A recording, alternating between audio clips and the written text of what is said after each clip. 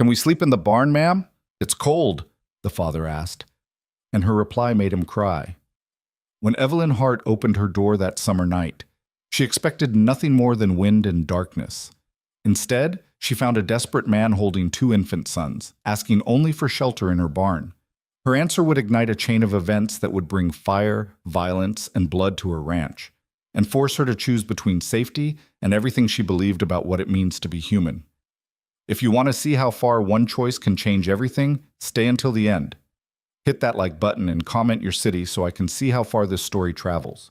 The heat never really left, even after sunset. It settled into the floorboards of Evelyn Hart's ranch house like an unwanted guest, radiating up through the soles of her bare feet as she moved through the kitchen. Outside, the Texas grassland stretched endlessly in every direction, painted silver by a moon that hung low and bloated in the August sky. Crickets sang their monotonous chorus. Somewhere distant, a coyote called out, its voice swallowed by the vastness. Evelyn was used to the silence. She'd lived alone on the ranch for 3 years now, ever since her husband Thomas died. Hart gave out while he was mending a fence on the south pasture. "Just dropped like a stone," the doctor said. "Quick, painless." Those words were supposed to be a comfort, but Evelyn found no comfort in anything those first few months. The silence had been deafening then. Now it was simply her companion. She dried the last plate and set it in the cupboard, her movements efficient and practiced. 42 years old, lean and weathered by sun and work, Evelyn had learned to keep a tight routine. Structure was survival out here. Wake at dawn, tend the animals. Mend what needed mending. Eat, sleep, repeat. The ranch wasn't large, just 60 acres, a dozen cattle, some chickens, a vegetable garden that fought constantly against the unforgiving soil. But it was hers. Thomas had left her that much, at least. She turned down the oil lamp in the kitchen, leaving just enough light to navigate by, and was about to head upstairs when the knock came. 3 solid raps against the front door. Deliberate. Firm. Evelyn froze. Nobody came out here. The nearest neighbor was the Pritchard place, 4 miles east, and old Jim Pritchard hadn't been capable of making the journey in years. The town of Bellwood was 9 miles south, not close enough for casual visits, especially this late. It had to be past 10 o'clock. The knock came again. Patient. Persistent. Evelyn's hand moved instinctively to the rifle that hung above the doorframe. She lifted it down, checked that it was loaded, it always was, and approached the door with measured steps. Her heart hammered against her ribs, but her hands were steady. Fear was a luxury she'd learned to control. "Who's there?" she called out, her voice hard as iron. There was a pause. Then a man's voice, rough with exhaustion. "Ma'am, I apologize for the hour. My name is Jonah Reed. I'm traveling through with my sons, and we're in need of shelter. Just for the night, I can pay—" "I don't take boarders," Evelyn cut him off. "I'm not asking for your house, ma'am."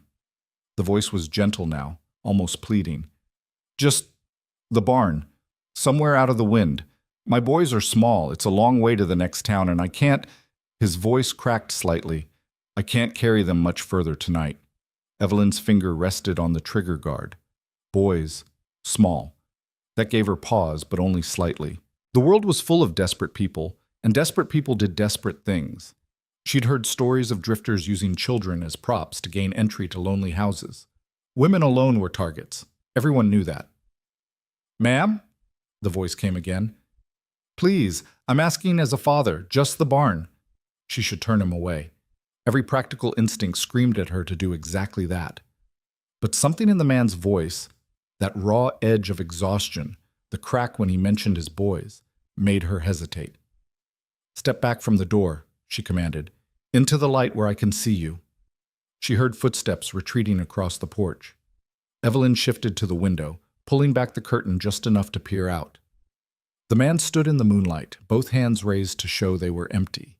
He was tall but stooped with weariness, his clothes covered in dust that looked like it had accumulated over many miles. Dark hair, unshaven face, eyes that looked hollow even from this distance.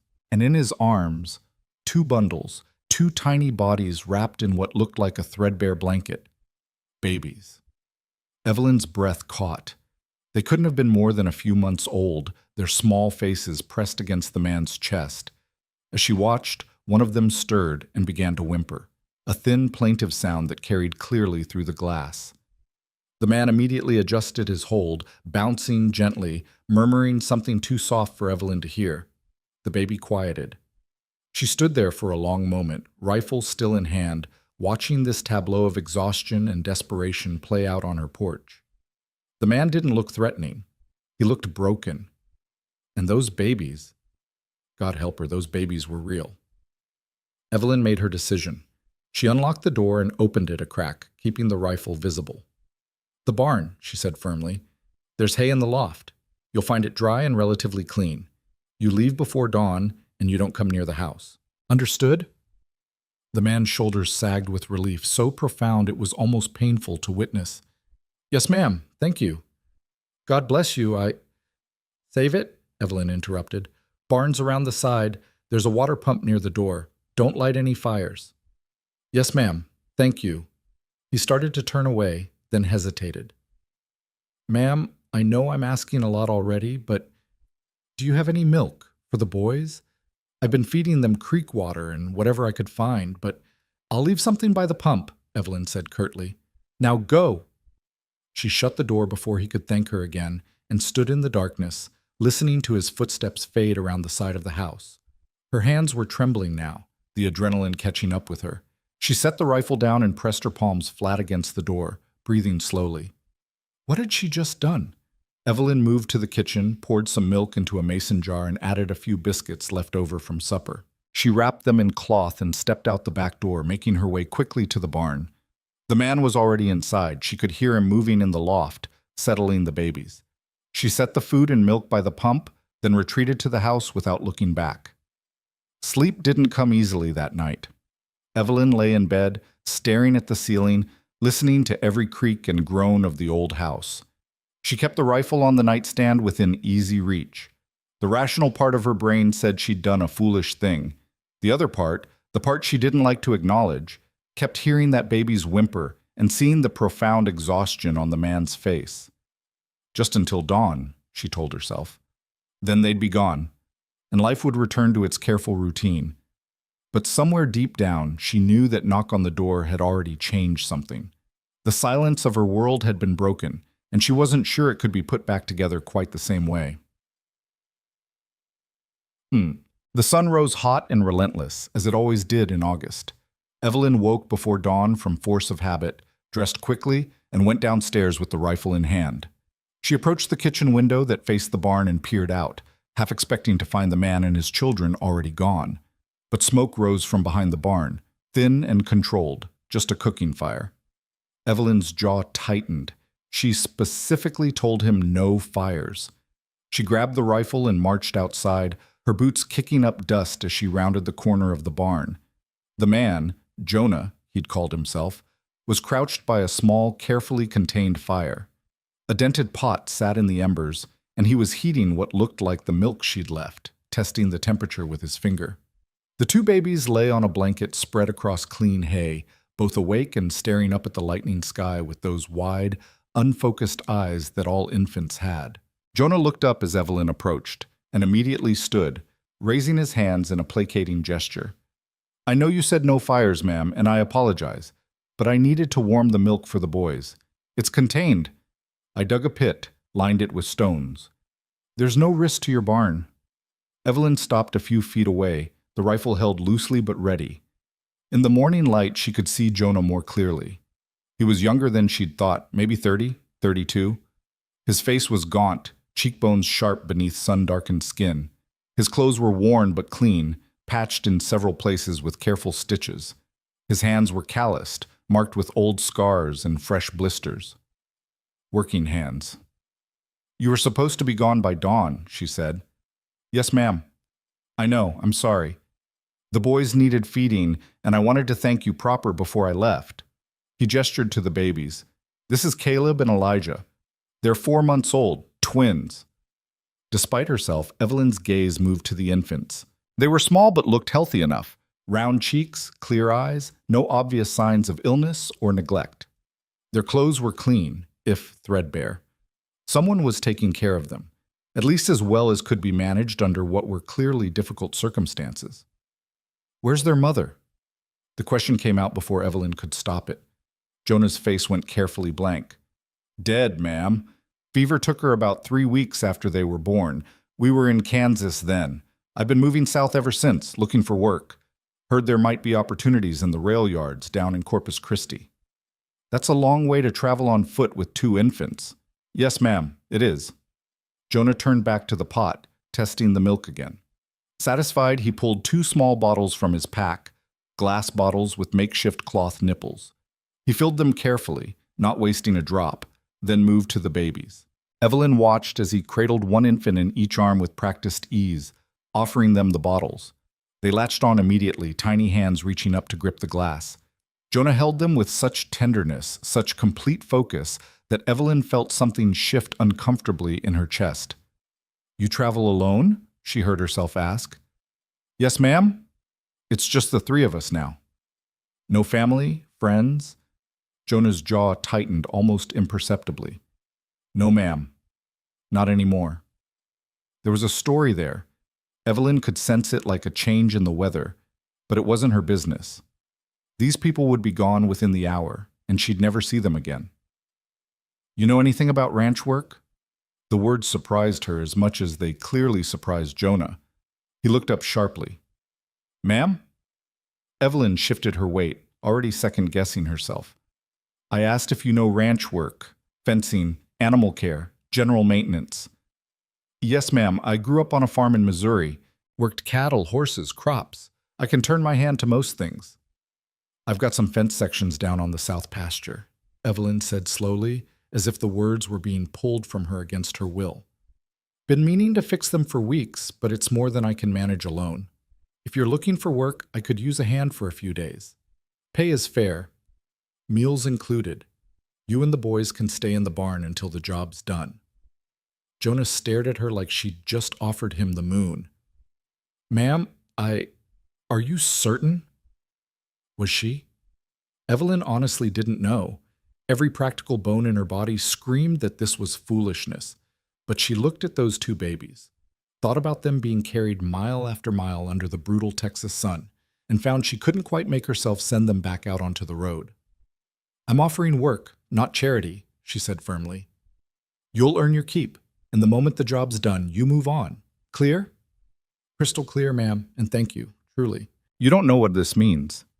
Don't thank me yet. Work starts in an hour. I'll bring breakfast out, get those boys settled, and be ready. She turned to walk away, then paused. And put that fire out. I meant what I said about no fires near the barn. Yes, ma'am. Right away. Evelyn stalked back to the house, acutely aware of his eyes on her back. What was she thinking? She didn't know this man from Adam.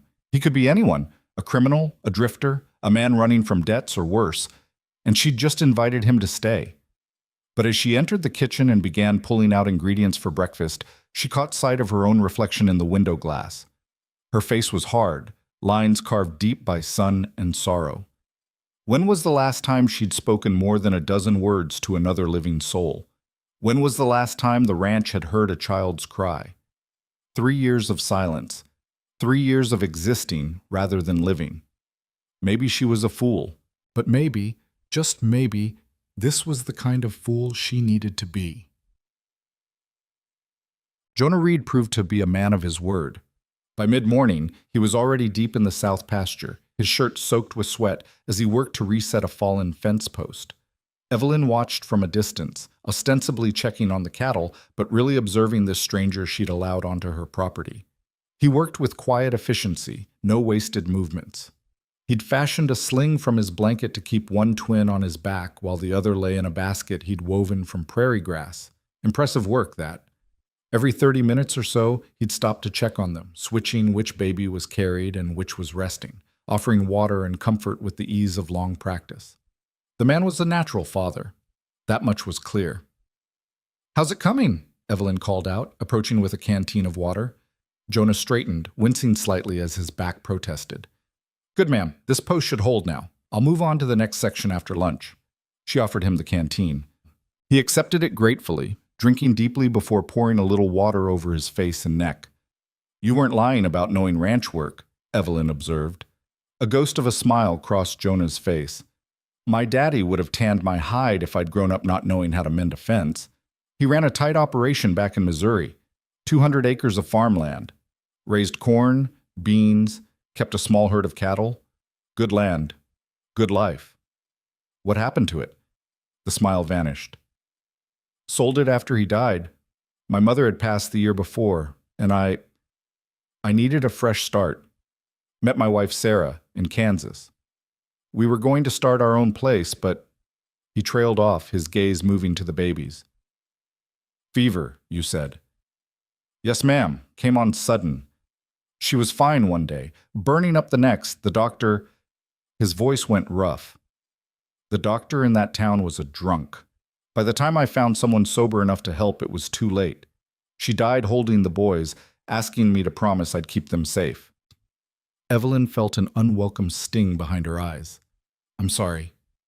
Thank you, ma'am. Jonah handed back the canteen. I know you didn't ask for my life story. I just want you to know I'm grateful for the work, for the chance. Most folks see a man alone with 2 babies and assume the worst. What's the worst they assume? That I stole them, that I'm not fit to care for them, that they'd be better off in an orphanage somewhere. His jaw set hard. But they're my boys, my blood, and I'll die before I let anyone take them from me. The fierce protectiveness in his voice was something Evelyn understood bone deep. She'd felt the same way about this ranch when Thomas's brother tried to claim it after the funeral, arguing that a woman couldn't possibly run it alone. Nobody's taking your boys, she said quietly. Not while you're on my land. Jonah looked at her with something approaching wonder. You're a good woman, Mrs. Hart. It's Miss, and I'm practical, not good. There's a difference. She turned away before he could respond. Lunch in an hour. Don't be late. But as she walked back to the house, she found herself thinking about those words. I'll die before I let anyone take them from me. She understood that sentiment more than Jonah could possibly know. The work fell into a rhythm over the next few days. Jonah proved invaluable, not just competent, but genuinely skilled. He repaired the fence sections, then noticed the chicken coop needed reinforcing and fixed that too. He cleared brush that had been encroaching on the water tank, reorganized the barn storage, and even managed to coax Evelyn's temperamental well pump back into proper function with nothing but patience and mechanical intuition. In return, Evelyn provided 3 solid meals a day and a safe place for him and the twins to sleep. She found herself looking forward to those meals more than she cared to admit. Jonah was soft-spoken but not silent, and he had a gift for conversation that drew her out despite her better judgment. You run this place alone? He asked one evening over supper, beans and cornbread and thick slices of ham. For 3 years now. That's impressive, ma'am. Most ranches this size need at least 2 able bodies. I manage. Oh, you do more than manage. This place is well kept. The animals are healthy. The land is cared for. He paused. Your husband taught you well. My husband taught me some of it, Evelyn corrected. The rest I learned through necessity. Turns out a woman can do most anything when the alternative is starvation. Jonah smiled at that. My Sarah used to say something similar. She once rebuilt an entire wagon axle by herself when I was laid up with a broken leg. Did it better than I could have, truth be told. She sounds like she was a capable woman. She was everything, Jonah said quietly. Then with visible effort, he changed the subject. Those are fine cattle you've got. Longhorns? Mixed breed, some Longhorn blood, some Hereford. They're hardy, which is what matters out here. They talked about cattle breeding, about the challenges of the drought that had plagued the region last summer, about the best methods for storing grain. Simple, practical conversations. But underneath it all, Evelyn felt the slow building of something she hadn't experienced in years. Companionship. It was dangerous. She knew that Jonah and his sons would be gone soon. There was no point in getting attached. But on the 4th night, as she lay in bed listening to the distant sound of Jonah singing softly to his boys in the barn, some old lullaby that drifted through the summer air, she acknowledged the truth she'd been avoiding. She'd already gotten attached, and that terrified her more than any stranger at her door ever could. On the 5th day, trouble arrived in the form of family. Evelyn was in the garden, pulling weeds in the oppressive morning heat, when she heard the rattle of a wagon approaching. She looked up to see her late husband's brother, Vernon Hart, driving up the dusty track to her house. Her stomach sank. Vernon was a heavy-set man of 50-some years, with a florid face and small, calculating eyes. He'd tried to claim the ranch after Thomas died, citing some obscure family agreement that Thomas had never mentioned to Evelyn. She'd fought him in court and won, but Vernon had never quite accepted the loss. He pulled the wagon to a stop and climbed down, his gaze sweeping over the property with the proprietary air of someone who believed it should have been his. "Evelyn," he said by way of greeting. "Vernon, what brings you out here? Can a man visit his sister-in-law? You never have before." Vernon's smile was thin and cold. "I heard something interesting in town. Heard you've taken in a drifter and his bastards." Evelyn's hands clenched into fists. "Watch your mouth, Vernon." "It's true, then?" His eyebrows rose in mock surprise.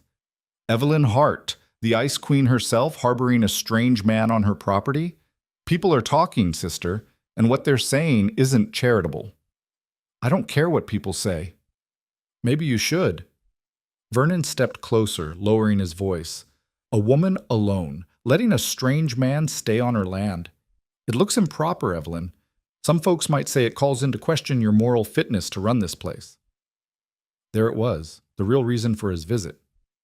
"This is my land," Evelyn said coldly. "What I do on it is none of your concern." "It becomes my concern when your actions reflect poorly on the Hart name, and when your questionable decisions might provide grounds for contesting your claim to property that should have gone to family in the first place. We settled this in court, Vernon. The ranch is mine. You lost. Courts can revisit their decisions, especially when new evidence of moral turpitude comes to light." Vernon's smile was triumphant now. "A widow shacking up with a drifter not 6 months after—" "3 years, Vernon. It's been 3 years, and I'm not shacking up with anyone. I hired a man to help with work around the ranch, that's all." "Is it?" Vernon's gaze shifted past her to where Jonah had emerged from the barn, one twin on his hip. "Because from where I'm standing, it looks like you're playing house with a man you know nothing about." "What's his story, Evelyn? Where'd he come from? What's he running from?" Evelyn opened her mouth to respond, but Jonah was already approaching. His face was calm, but she could see the tension in his shoulders. "Is there a problem here, Miss Hart?" he asked quietly. Vernon's eyes narrowed. "And who might you be?" "Jonah Reed. I'm doing some work for Miss Hart." "Work?" Vernon said the word like it tasted foul. "What kind of work does a man with 2 babies do?" "The kind that needs doing," Jonah replied evenly. "Fence repair, maintenance, general labor." "Convenient. And where exactly did you come from, Mr. Reed?" "Kansas by way of Missouri." "Long way to travel. What brings you to Texas?" Evelyn stepped between them. "That's enough, Vernon. Mr. Reed's business is his own." "Not when he's living on Hart property. It's not." Vernon's gaze was fixed on Jonah now, assessing. "You got family, Reed? People who can vouch for you?" Something flickered across Jonah's face, too quick to read, but Evelyn caught it nonetheless. "No, sir. It's just me and my boys now." "Convenient," Vernon said again.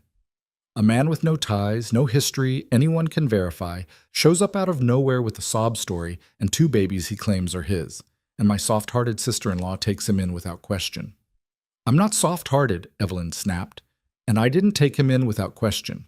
I made a business arrangement. He works, he gets paid. End of story." "Is it, though?" Vernon pulled a folded newspaper from his coat pocket. "Because I found this interesting article from a Kansas paper. Came through town last week. There was a fire in a place called Stillwater. A man died. Authorities are looking for someone who might have information about it." Evelyn's blood ran cold. She looked at Jonah, whose face had gone carefully blank. "And you think that has something to do with Mr. Reed?" she asked, her voice steady despite the pounding of her heart. "I think it's awful coincidental. A man fleeing Kansas with 2 babies right around the time the authorities are looking for someone." Vernon smiled. "Maybe Mr. Reed should explain himself. Unless he's got something to hide." The silence stretched out, thick with tension. The baby in Jonah's arms began to fuss, sensing the atmosphere. Jonah bounced him gently, his jaw working like he was deciding something. Finally, he spoke. "The man who died in that fire was my father-in-law. Sarah's father. His name was Edmund Tate. He didn't die in an accident. He was murdered, and the fire was set to cover it up. I was there. I saw who did it. And when I tried to tell the authorities, I found out those same people had them in their pocket. Evelyn felt the ground shift beneath her feet. What? Sarah's father owned land, Jonah continued, his voice flat. Good land, with water rights. Some powerful men wanted it. When he wouldn't sell, they killed him and made it look like he'd fallen asleep drunk with a candle burning. I witnessed the whole thing from the barn where I was sleeping. Sarah and I were visiting with the boys. The men who did it saw me too. They know I can identify them. So you ran, Vernon said, almost gleeful. I ran to keep my sons alive, Jonah shot back, because the night after Edmund died, someone took a shot at me outside the rooming house where we were staying. The sheriff, who happens to play cards with the men who murdered Edmund, told me it was probably just kids with a rifle. That's when I knew staying meant dying. Evelyn's mind raced. Why didn't you go to federal authorities? Because I don't know who I can trust. The men behind this, they have reach, money, connections. I'm just a farmhand with 2 babies and no proof beyond my word. Jonah's voice cracked slightly. So, yes, I ran. I've been running for weeks trying to get far enough away that they'll give up looking, that my boys can be safe. Vernon was practically vibrating with satisfaction. You hear that, Evelyn? You've got a fugitive on your property, a man being hunted. And when those people he's running from come looking, and they will come looking, what do you think happens to this ranch, to you? Evelyn looked at Jonah. His face was exhausted, defeated. He expected her to send him away. She could see it in his eyes. The resignation of a man who'd been running so long he didn't remember what it felt like to be believed. Get off my property, Vernon, she said quietly. Vernon blinked. What? You heard me. Get off my land. Now. Evelyn, don't be a fool. This man is dangerous. This man is in trouble, Evelyn corrected. And he came to me asking for nothing more than a place to sleep and a chance to work. That's what I'm giving him. His past is his own business. You're making a mistake. Then it's my mistake to make. This is my land, Vernon. My decision. And you are not welcome here. Vernon's face flushed dark red. You'll regret this, Evelyn. When those men come looking and find you harboring their fugitive, you'll wish you'd listened to me. And when they do, don't come crying to family for help. I won't, Evelyn said coldly. I never have before. Vernon climbed back onto his wagon with jerky, angry movements. This isn't over. The whole county will hear about this. Your reputation will be ruined. And when it is, I'll be first in line to petition the court for control of this ranch on grounds of moral unfitness. He snapped the reins, and the wagon lurched forward. Evelyn and Jonah stood in silence, watching him disappear down the dusty track. When he was finally out of sight, Jonah spoke. You should have let me go. Probably. I've put you in danger. Vernon's right about that much. The people looking for me, they're serious. They're connected. If they find me here, then we'll deal with it, Evelyn interrupted. She turned to face him fully. You witnessed a murder. Those men killed your wife's father and threatened your children. That's not something you should have to run from alone. Why? Jonah's voice was raw. Why would you risk everything for someone you barely know? Evelyn thought about that question. The practical answer was that she shouldn't, that she was being exactly the fool Vernon accused her of being. But when she looked at Jonah, at the baby in his arms, at the desperate hope warring with fear in his eyes, she knew the real answer. Because 3 years ago, when everyone told me I couldn't hold this ranch alone, when Thomas's family tried to take it from me, when the whole town said a woman had no business trying, I did it anyway. I held this land because it was mine, because I'd earned it, because giving up wasn't in my nature. She paused. You asked for a place to rest, and I gave you work instead. You've more than earned your keep, and I'll be damned if I let a bunch of murdering bastards chase you off land where you have every right to be. Jonah stared at her like she'd just grown wings. You could lose everything. I could. But I've been alone in this fight for 3 years, Mr. Reed. Maybe it's time I had an ally. Something shifted in Jonah's expression. The defeated resignation replaced by something harder, something that looked almost like hope. Then you've got one, Miss Hart. For as long as you'll have me, you've got one. They stood there in the summer heat, 2 people with nothing but stubborn pride and nowhere else to go. and made an unspoken pact that would change both their lives forever. Neither of them knew it yet, but Vernon Hart's visit had set forces in motion that couldn't be stopped.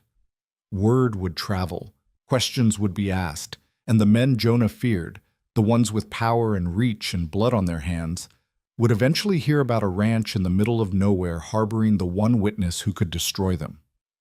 The storm was coming, but for now, in this moment, Evelyn Hart and Jonah Reed had each other. And sometimes that had to be enough. The days that followed Vernon's visit carried a weight that hadn't been there before.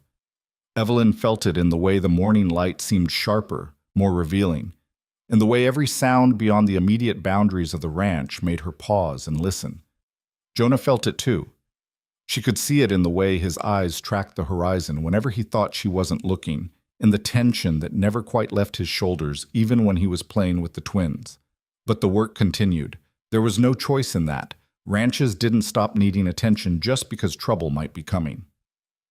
On the 6th morning after Vernon's departure, Evelyn found Jonah in the barn before dawn, already awake.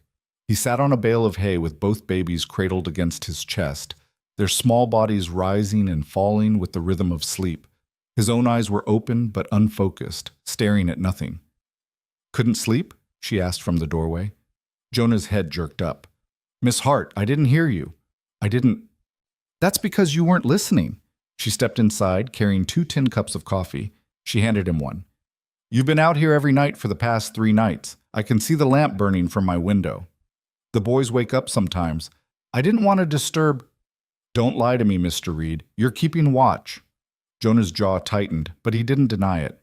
He took a sip of the coffee, then another, letting the silence speak for him. Evelyn settled onto a hay bale across from him. "You think they'll come?" "I think it's only a matter of time before someone connects the dots. Vernon will talk. Men like that always do. And once word gets back to Kansas that there's a man matching my description living on a ranch in Texas." He trailed off, his free hand unconsciously tightening around one of the twins. "Let me ask you something," Evelyn said. "These men who killed your father-in-law, do they have names?" Jonah hesitated. "The one who actually did it, the one I saw, his name is Garrett Boone. He's the son of Douglas Boone, who owns half of Stillwater and most of the surrounding county. Douglas wants Edmond's land for the water rights. With the drought hitting Kansas hard the past 2 years, water is worth more than gold." "And the sheriff?" "Marcus Webb. He's been in Douglas Boone's pocket for years. Everyone knows it, but nobody says anything because the Boones control the money, and the money controls everything else. So why come after you specifically? Why not just let you run?" "Because I saw Garrett do it," Jonah said flatly. "I watched him pour kerosene around Edmund's workshop while Edmund was passed out drunk inside. Watched him light the match. Edmund woke up screaming, tried to get to the door, but Garrett had barred it from the outside. I started to run to help, but then I saw 2 other men standing guard, Boone's hired hands. They had rifles. If I'd shown myself, I'd be dead too." Evelyn felt something cold settle in her stomach. "What happened then?" "I stayed hidden until they left. Then I tried to break down the door, but the fire was too far gone. By the time I got it open, Edmund was—" Jonah's voice cracked. "I pulled him out anyway. Burned my hands doing it. The doctor who treated me asked questions I couldn't answer safely, so I said it was an accident. That's when I knew I had to leave." "And Sarah?" "Sarah was already gone by then.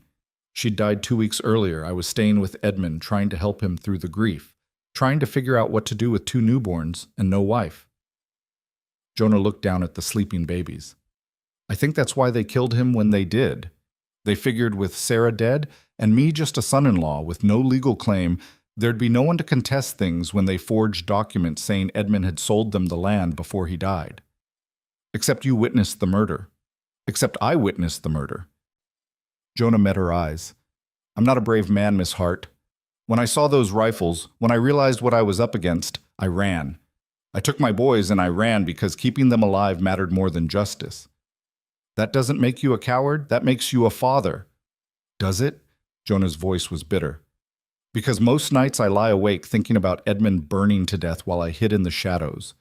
Thinking about how if I'd gone to the federal authorities instead of running, maybe you'd be dead and your sons would be orphans, Evelyn interrupted sharply. You made the choice you could live with. Don't apologize for that.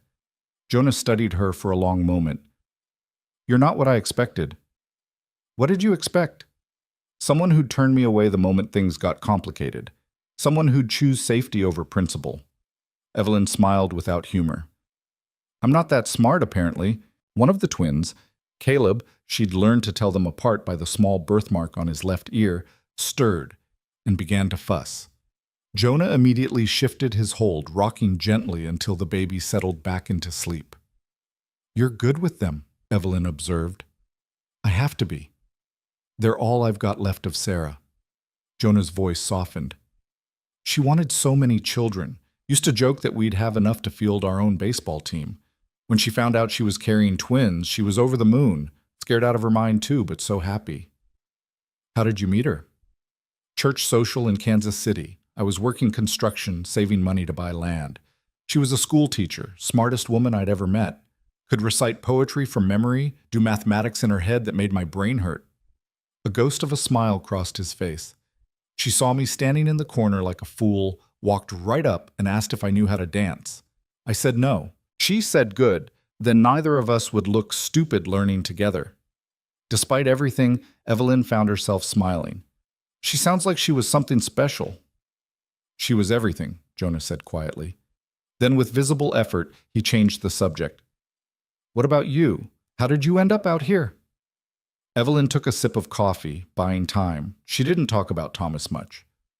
Didn't talk about the before times when the silence wasn't quite so heavy. But something about the pre-dawn darkness and Jonah's own honesty made the words come easier than they should have. Thomas and I met in Bellwood. I was working in the general store, and he came in to buy supplies. He was quiet, steady, the kind of man who meant what he said and said what he meant. We courted for 6 months, got married, and moved out here to build the ranch. She paused. We had 3 good years before the trying started. Trying? For children. I wanted them desperately. Thomas did too. But month after month, year after year, nothing happened. We saw doctors, tried every remedy anyone suggested. Nothing worked. The old grief rose up, familiar and sharp. After 5 years, we stopped trying, accepted it was just going to be the 2 of us. And we were fine with that. We had each other, had the ranch, had a good life. Then Thomas's heart gave out, and suddenly I didn't have any of it. You had the ranch, Jonah pointed out gently.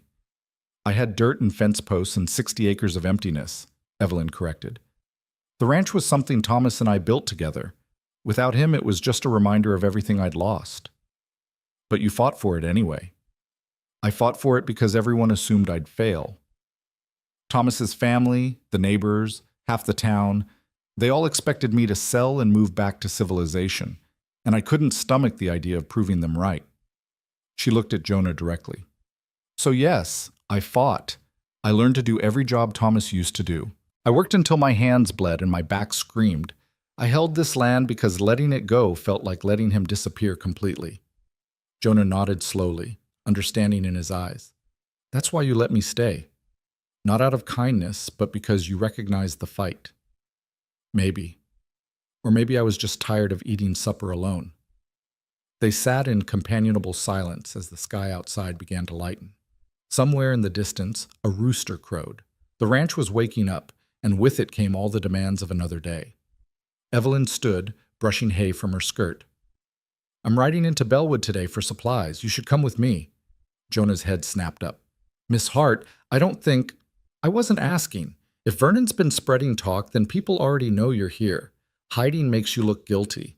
Better to face it head on. Let folks see you're just a man doing honest work. And if someone recognizes me?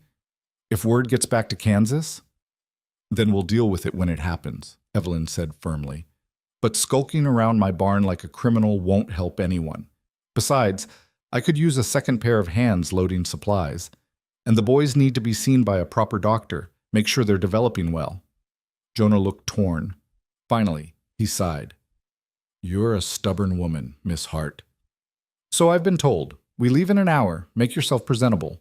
She turned to go, then paused at the barn door. And Jonah? Stop sleeping out here. There's a room off the kitchen that used to be for ranch hands. It's got a bed and a stove. You and the boys should use it. Miss Hart, I can't. You can and you will. I'm not having you collapse from exhaustion because you spent every night on watch in a barn. Her voice softened slightly. If trouble comes, we'll face it together, but killing yourself before it arrives won't help anyone. She didn't wait for his response, just headed back toward the house with the sunrise breaking golden over the eastern hills. The ride into Bellwood took nearly 2 hours by wagon. Evelyn drove while Jonah sat beside her, the twins secured in a makeshift carrier he'd rigged between them. The landscape rolled past in shades of gold and brown, broken occasionally by clusters of scrub oak or the dark line of a distant creek bed. They didn't talk much during the journey. Jonah seemed lost in thought, his gaze constantly scanning the horizon. Evelyn understood the instinct. She'd lived with that same vigilance for 3 years, always watching for the next challenge, the next threat to her carefully maintained independence. Bellwood came into view just before noon, a cluster of wooden buildings arranged along a single main street. It wasn't much: a general store, a saloon, a church, a doctor's office, a handful of houses. But it was the only civilization for 20 miles in any direction. Evelyn pulled the wagon to a stop outside the general store. Immediately she felt eyes turning their way. Mrs. Patterson from the boarding house. Old Jim Pritchard, despite what Evelyn had thought about his mobility. 3 men she didn't recognize, probably ranch hands from one of the larger spreads. And Vernon Hart, standing outside the saloon with a satisfied smile on his florid face. "Stay close," Evelyn murmured to Jonah, "and don't let them see you sweat." They climbed down from the wagon. Jonah lifted the carrier with the twins while Evelyn grabbed her shopping list. Together they walked into the general store. The proprietor, Henry Walsh, looked up from his counter. His expression flickered through surprise, curiosity, and something that might have been concern before settling into professional courtesy. "Miss Hart, good to see you." "Henry, I need flour, sugar, coffee, and ammunition, and whatever vegetables you've got that aren't wilted." "Of course." Henry's gaze slid to Jonah. "And who might this be?" "Jonah Reed. He's working for me." Evelyn's tone made it clear this wasn't up for discussion. "I see." Henry began pulling items from the shelves. "I heard you'd taken on help. Vernon mentioned it." "I'm sure he did." "Folks are talking, Evelyn." "Folks always talk, Henry, usually about things that aren't their business." Henry had the grace to look embarrassed. He finished gathering her supplies in silence, tallying up the cost. Evelyn paid, and Jonah loaded the goods into the wagon with quick efficiency. As they were finishing, Dr. Samuel Brennan emerged from his office across the street. He was a thin, severe-looking man in his 60s, but his hands were steady and his mind sharp. He'd been the one to pronounce Thomas dead. "Miss Hart," he called out, "might I have a word?" Evelyn tensed but nodded. "Doctor?" Brennan approached, his eyes taking in Jonah and the twins with clinical assessment. "I understand you have infants on your property. May I examine them, just to ensure they're healthy?" It wasn't quite a request. Jonah looked at Evelyn, who nodded slightly. "Of course, doctor," Jonah said carefully. "They're 4 months old. Twins. I've been doing my best to care for them, but a professional opinion would be welcome." Brennan's expression softened fractionally. "Bring them to my office." The examination took 20 minutes. Brennan checked both babies thoroughly, listening to their hearts, examining their reflexes, testing their responses. When he finished, he actually smiled. "They're remarkably healthy, Mr. Reed, well fed, well cared for. Whatever you're doing, keep doing it." Jonah's relief was palpable. "Thank you, doctor. Though I would recommend supplementing their milk with some mashed vegetables soon. They're at the age where they can start taking soft foods." Brennan pulled out a small jar from his cabinet. "This is cod liver oil. Give them each a small spoonful daily. It'll help with their development." "I can't pay—" "Consider it a courtesy," Brennan interrupted. "Any man who takes such good care of his children in difficult circumstances deserves support, not obstacles." Evelyn felt a rush of gratitude toward the old doctor. "Thank you, Samuel." Brennan turned to her. "Though I hope you know what you're doing, Evelyn. Vernon's been quite vocal about his concerns." "Vernon's concerns are noted and disregarded. Be careful. He's talking about filing legal challenges to your ownership of the ranch." "Let him try. I won the case once. I'll win it again." Brennan sighed. You're as stubborn as your husband was. He'd be proud of you." They left the doctor's office to find a small crowd had gathered near the wagon. Vernon stood at its center, holding court like a politician. "Not proper," he was saying. "A widow woman living with a strange man. It's an affront to decency."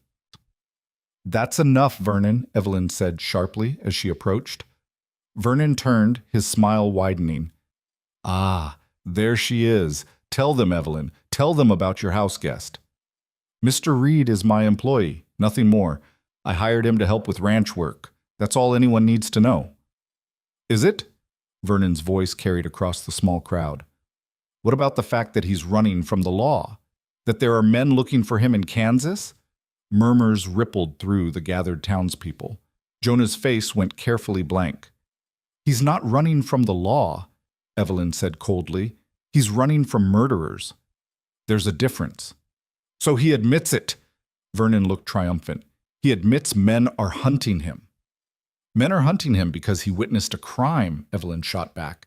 "Because he saw powerful people do terrible things, and instead of protecting him, the local authorities in Kansas chose to protect the criminals. Mr. Reed is a victim, not a criminal." "That's his story," Vernon sneered. "Do we have any proof? Any evidence beyond the word of a drifter?" Jonah stepped forward, his voice quiet but carrying. "No, sir. You don't. All you have is my word that I saw Garrett Boone murder Edmund Tate in cold blood, that I watched him burn a man alive to steal his land, that I've been running for weeks because the men who did it have the power to make me disappear too." The crowd had gone silent. Jonah continued, his hand resting protectively on the carrier with his sons. "I understand your suspicion. If I were you, I'd be suspicious too. A stranger shows up with a story about murder and corruption, asking for shelter. It sounds like a con, but I'm not asking anyone to believe me. I'm just asking to be left alone to work honestly and raise my boys in peace. That's all I want. That's all I've ever wanted." There was power in his simplicity. Evelyn could see it in the way the crowd's hostility wavered, replaced by uncertainty. "Mrs. Patterson spoke up. Those babies look well cared for." "They are," Dr. Brennan confirmed. "I just examined them. Mr. Reed is doing an excellent job." Vernon's face was darkening. "This is absurd. You're all willing to risk your safety, your property values for the sake of some stranger's sob story?" "I'm willing to give a man the benefit of the doubt," Mrs. Patterson said firmly. "Something you might try, Vernon Hart." "And I'm willing to trust Evelyn's judgment," added Jim Pritchard. "She's kept that ranch running for 3 years against all odds. If she says this man is worth defending, that's good enough for me." Vernon looked around at the crowd, realizing he was losing them. His expression turned ugly. "Fine. Protect him. But when those men he's running from show up, and they will show up, don't come crying to me when your town burns down around you." He stormed off toward his wagon, leaving a tense silence in his wake. Evelyn felt Jonah beside her, trembling slightly. She touched his arm briefly. "Let's go home," she said quietly. They loaded into the wagon and drove out of Bellwood with the eyes of the entire town following them. Neither spoke until they were well clear of the last buildings. "They defended me," Jonah finally said, his voice wondering. "Some did." "Why?" "Because people aren't always what you expect them to be. Some are worse. Some are better." Evelyn kept her eyes on the road ahead. "The question is, what happens when Vernon's prediction comes true? When the men hunting you actually arrive?" Jonah was quiet for a long moment. "Then I face them. And I make sure my boys are somewhere safe first." "Your boys will be safe," Evelyn said. "On my land, under my protection, same as you." "You can't promise that." "Watch me." They drove the rest of the way in silence, but it was a different kind of silence than before. Not the heavy silence of strangers, but the comfortable silence of people who'd begun to trust each other. When they reached the ranch, the sun was setting. They unloaded the supplies together, moving with the easy coordination of a team that had worked together for years instead of days.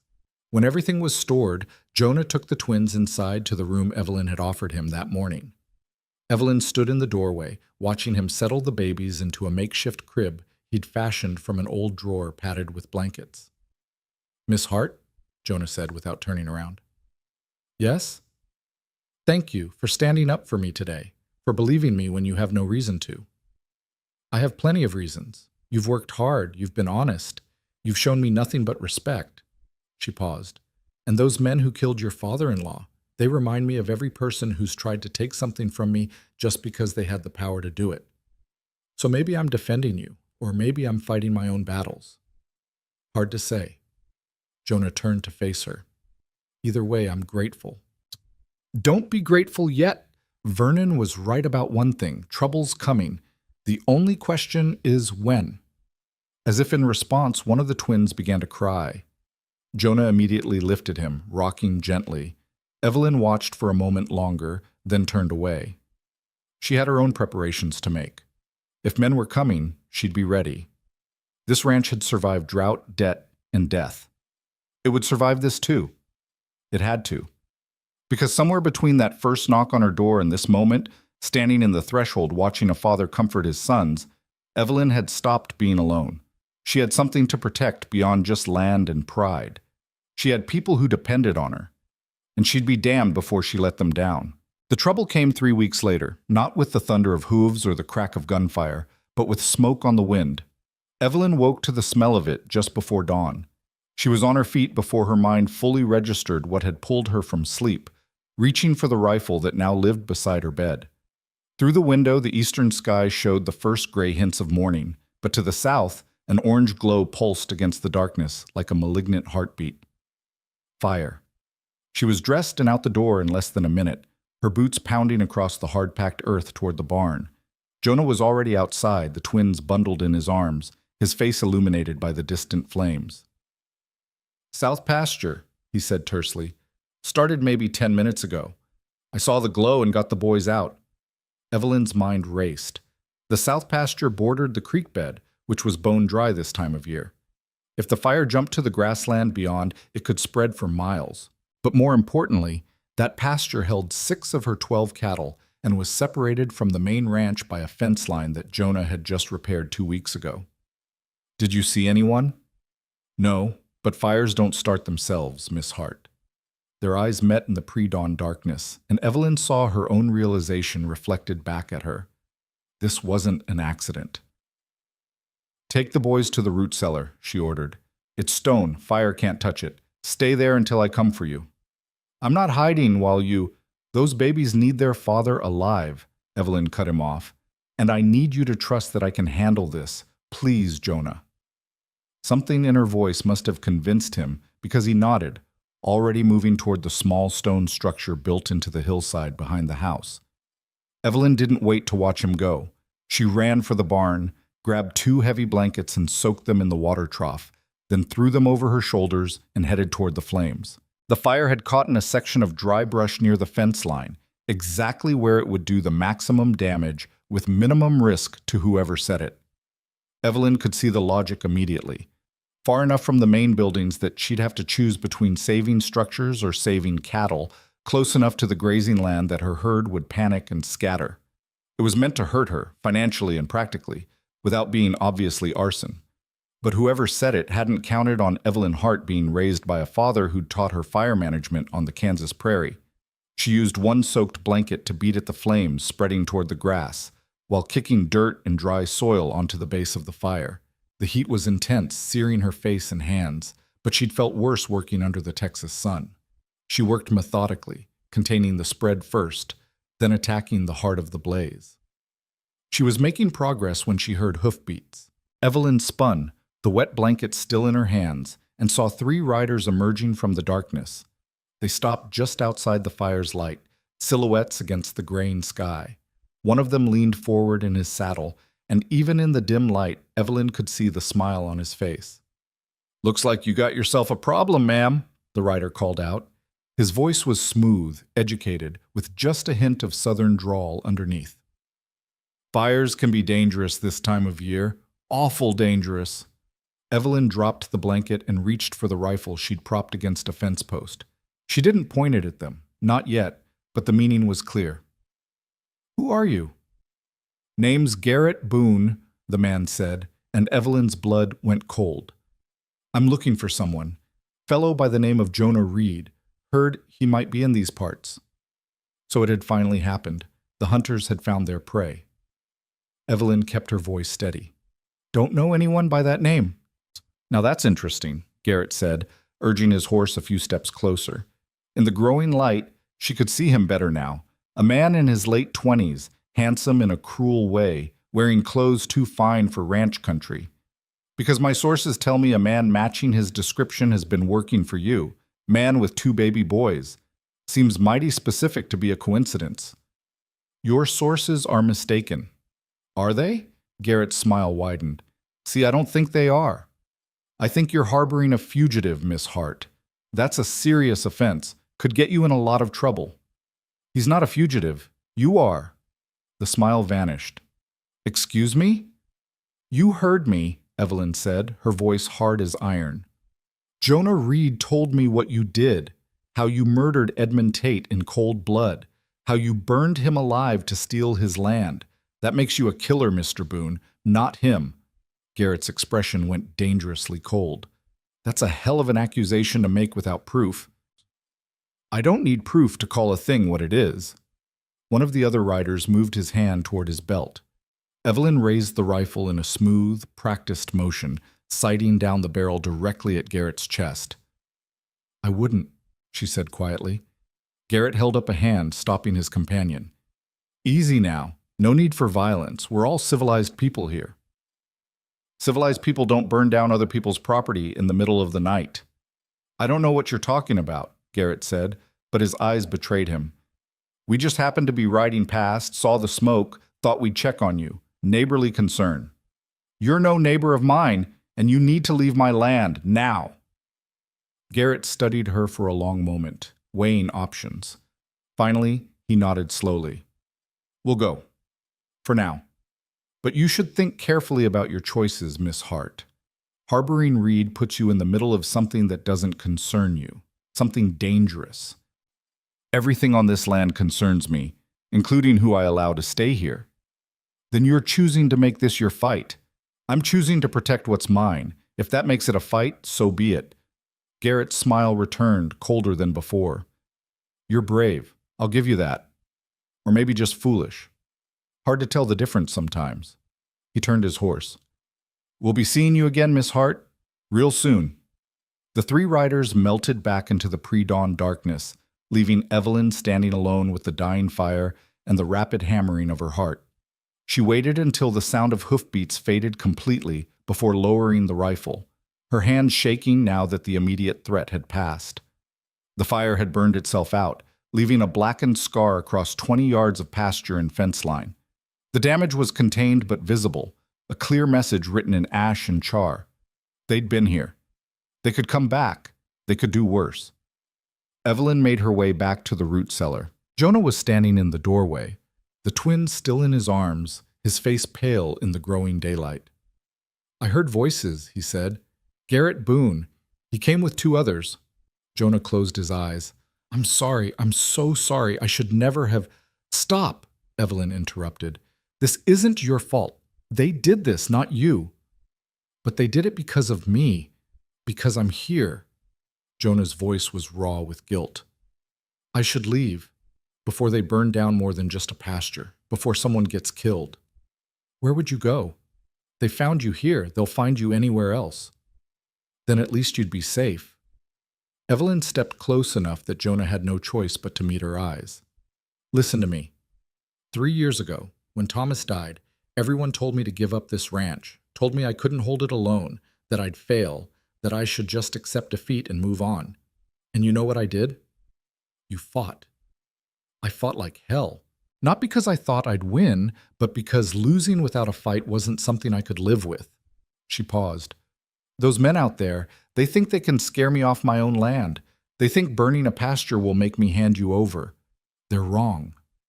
They'll escalate. Tonight was a warning. Next time we'll be ready. Evelyn turned toward the house. Come on, we have work to do. Over the next 2 days, Evelyn and Jonah transformed the ranch into something approaching a fortress. They moved the cattle closer to the main buildings where they could be watched. They positioned barrels of water at strategic points around the property. Evelyn taught Jonah to shoot, spending hours at makeshift targets until he could hit a tin can at 50 yards. They also sent word to Jim Pritchard and Dr. Brennan in Bellwood, explaining the situation. Evelyn didn't ask for help directly, but the message was clear. If things went wrong, someone needed to know what had happened and why. The response came faster than expected. On the third day after the fire, Jim Pritchard arrived with his 2 grown sons, both of them armed with rifles. Mrs. Patterson came too, bringing food and her own shotgun, declaring that if men were going to act like animals, they'd find out what civilized women could do when riled. "You don't have to do this," Evelyn said, overwhelmed by the show of support. "Yes, we do," Jim replied simply. "You're one of us, and those bastards burned your land. That's not something we tolerate around here." Even Dr. Brennan showed up, riding in on his old mare with a medical bag and a pistol. "Someone's going to get hurt before this is over," he said matter-of-factly. "Might as well have a doctor on hand." Only Vernon stayed away, though word reached them that he was in Bellwood, making dark predictions about the violence Evelyn was bringing down on innocent people. That night they kept watch in shifts. Evelyn took the first watch with Jim's eldest son, a quiet man named Daniel who'd learned to shoot hunting coyotes. They sat on the porch, rifles across their laps, watching the darkness for movement. "Why are you doing this?" Evelyn asked quietly. Daniel shrugged. "My pa says you gave a man shelter when he needed it. Says you stood up to bullies when you could have turned away. That's reason enough." "You don't even know Jonah." "Don't need to. I know you, Miss Hart, and I know men like this Boone character. They think they can take what they want because they've got money and guns. Someone needs to show them different." Evelyn felt something loosen in her chest, a tension she hadn't realized she'd been carrying. She wasn't alone anymore. These people, her neighbors, had chosen to stand with her. The attack came just after midnight. It started with the sound of breaking glass, the window of the barn shattering inward. Then flames erupted, bright and hungry, spreading across the hay with terrifying speed. Someone had thrown a torch, maybe 2, through the broken window. "Fire!" Daniel shouted, already moving. The ranch erupted into controlled chaos. Jim and his other son grabbed blankets and ran for the barn. Mrs. Patterson began working the pump, filling buckets. Dr. Brennan helped Jonah move the twins to the root cellar again, then took up a position by the house with his pistol. Evelyn ran toward the barn with her rifle, searching the darkness for the attackers. She found them quickly enough. 4 riders circling the property, staying just out of rifle range, watching their handiwork. Garrett Boone sat his horse at the front, clearly visible in the firelight. He raised his hand in a mocking salute. That was his mistake. Evelyn raised her rifle, took careful aim, and fired. The bullet passed close enough to Garrett's head that he jerked sideways, his horse rearing. She fired again, this time at the rider to his left, deliberately missing but making them scatter. "Anyone else comes on my land gets shot," Evelyn shouted into the darkness. "Not near them, through them. You hear me?" From behind her, Jim's boys and Mrs. Patterson added their own rifle fire, creating a wall of sound and fury that drove the riders back. They retreated beyond the fence line but didn't leave, clearly waiting to see if the fire would do what they'd intended. It nearly did. The barn was old, dry, perfect fuel for flames, but Evelyn and her defenders worked with desperate efficiency, using wet blankets and bucket chains to contain the blaze. Jonah appeared from the root cellar despite Evelyn's orders, working alongside them with his shirt wrapped around his face against the smoke. They fought the fire for 2 hours, choking and burning and refusing to give up. And slowly, impossibly, they won. The barn stood damaged but intact. One wall blackened and the hayloft partially collapsed, but salvageable. As dawn broke, the riders were gone. Only ash and exhaustion remained. Evelyn stood in the ruins of her barn, covered in soot, her hands blistered and bleeding. Around her, her neighbors looked equally battered. But they'd held the line. They'd saved the barn. They'd sent a message that this land would not fall quietly. "They'll come back," Jim said, stating the obvious. "I know. Next time they might not just burn property. Next time they might come shooting." "I know that too." Jim looked at her steadily. "You prepared for that? For people to die over this?" Evelyn thought about that question. About Jonah and his boys sleeping in her house. About the principle of the thing, that a woman should be able to offer shelter without fear, that a man should be able to work honestly without being hunted. that murderers shouldn't be allowed to terrorize people just because they had money and power. I'm prepared to defend what's mine, she said finally. If that means standing against people who think violence gives them rights, then yes, I'm prepared. Jim nodded slowly. Then you've got our support, all of us. Right, boys? Daniel and his brother both nodded. Mrs. Patterson crossed her arms. Those men want a war. They'll get one. But it won't be the easy victory they're expecting. Dr. Brennan cleaned his glasses, his hands remarkably steady. I took an oath to preserve life, but I also believe in standing against evil when I see it. Count me in. Jonah emerged from the barn, his face streaked with ash. He looked at Evelyn, then at the assembled group. You're all risking your lives for me. For my boys. I don't know how to Don't, Mrs. Patterson cut him off. This stopped being just about you days ago. This is about whether we let men like Garrett Boone dictate how we live. And speaking for myself, I've had quite enough of men telling me what I can and cannot do. Despite everything, Evelyn smiled. Amen to that. They spent the rest of the day fortifying. Jim's boys reinforced the barn with fresh lumber. Mrs. Patterson and Dr. Brennan created a proper infirmary in the house, stocking it with bandages and medicine. Evelyn and Jonah checked every sight line, every approach to the ranch, planning fields of fire and fallback positions like generals preparing for siege. That evening, as the sun set blood-red over the scorched pasture, Evelyn found Jonah sitting on the porch steps, staring at nothing. The twins slept in their carrier beside him, peaceful and unaware of the violence swirling around them. You should eat something, Evelyn said, sitting down beside him. I'm not hungry. Eat anyway, you'll need your strength. Jonah turned to look at her. This is insane, all of this. People you've known for years are putting their lives on the line because I saw something I shouldn't have seen. They're putting their lives on the line because it's the right thing to do. Is it though? Jonah's voice was anguished. What if someone dies tomorrow? What if Mrs. Patterson gets shot defending my boys? How do I live with that? Evelyn was quiet for a moment, choosing her words carefully. 3 years ago, when Thomas died, I wanted to die too.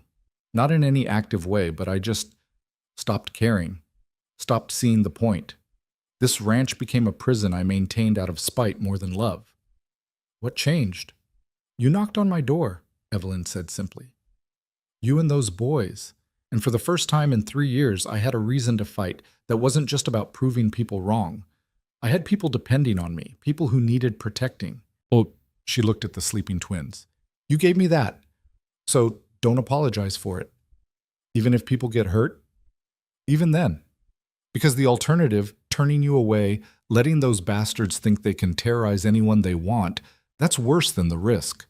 She paused. Besides, you're not responsible for Garrett Boone's choices. He chose to murder Edmund Tate.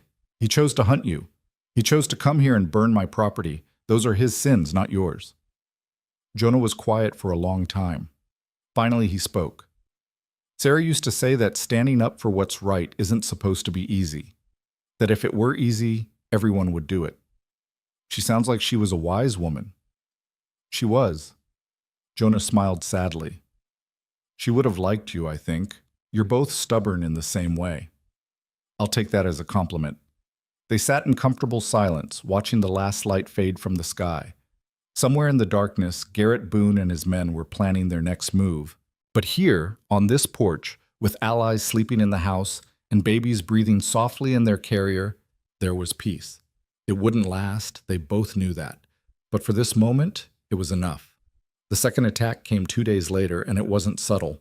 Evelyn woke to the sound of gunfire, bullets punching through the walls of her house and sending splinters flying. She rolled out of bed, grabbed her rifle, and crawled to the window.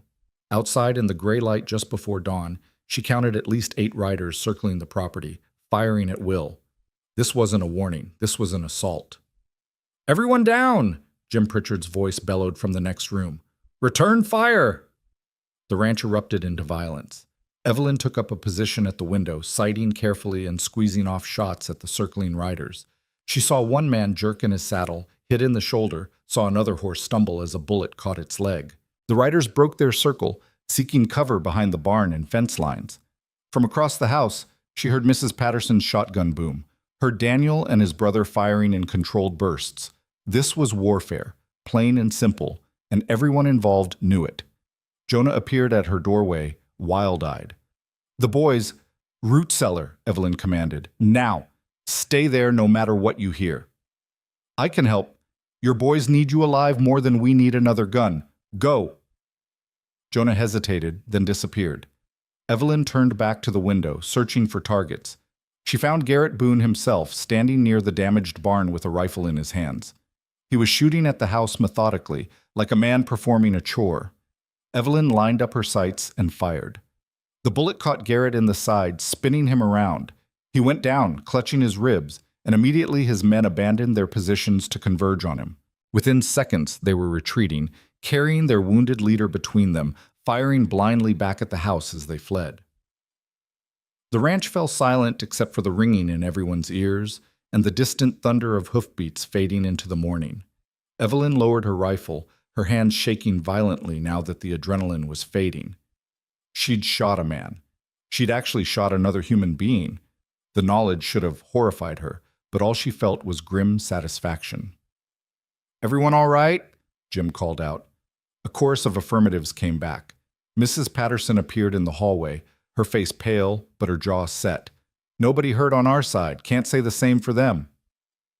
Dr. Brennan emerged from his makeshift infirmary. "I heard at least one scream. Someone's wounded out there." "Good," Evelyn said coldly. Then, seeing their expressions, she added, "They came to kill us. I won't apologize for defending my home." "Nobody's asking you to," Jim said. "But we need to think about what comes next. You shot Garrett Boone. That changes things." "How?" "His father's one of the richest men in Kansas. This was personal before. Now it's blood feud." Jim moved to the window, surveying the damage.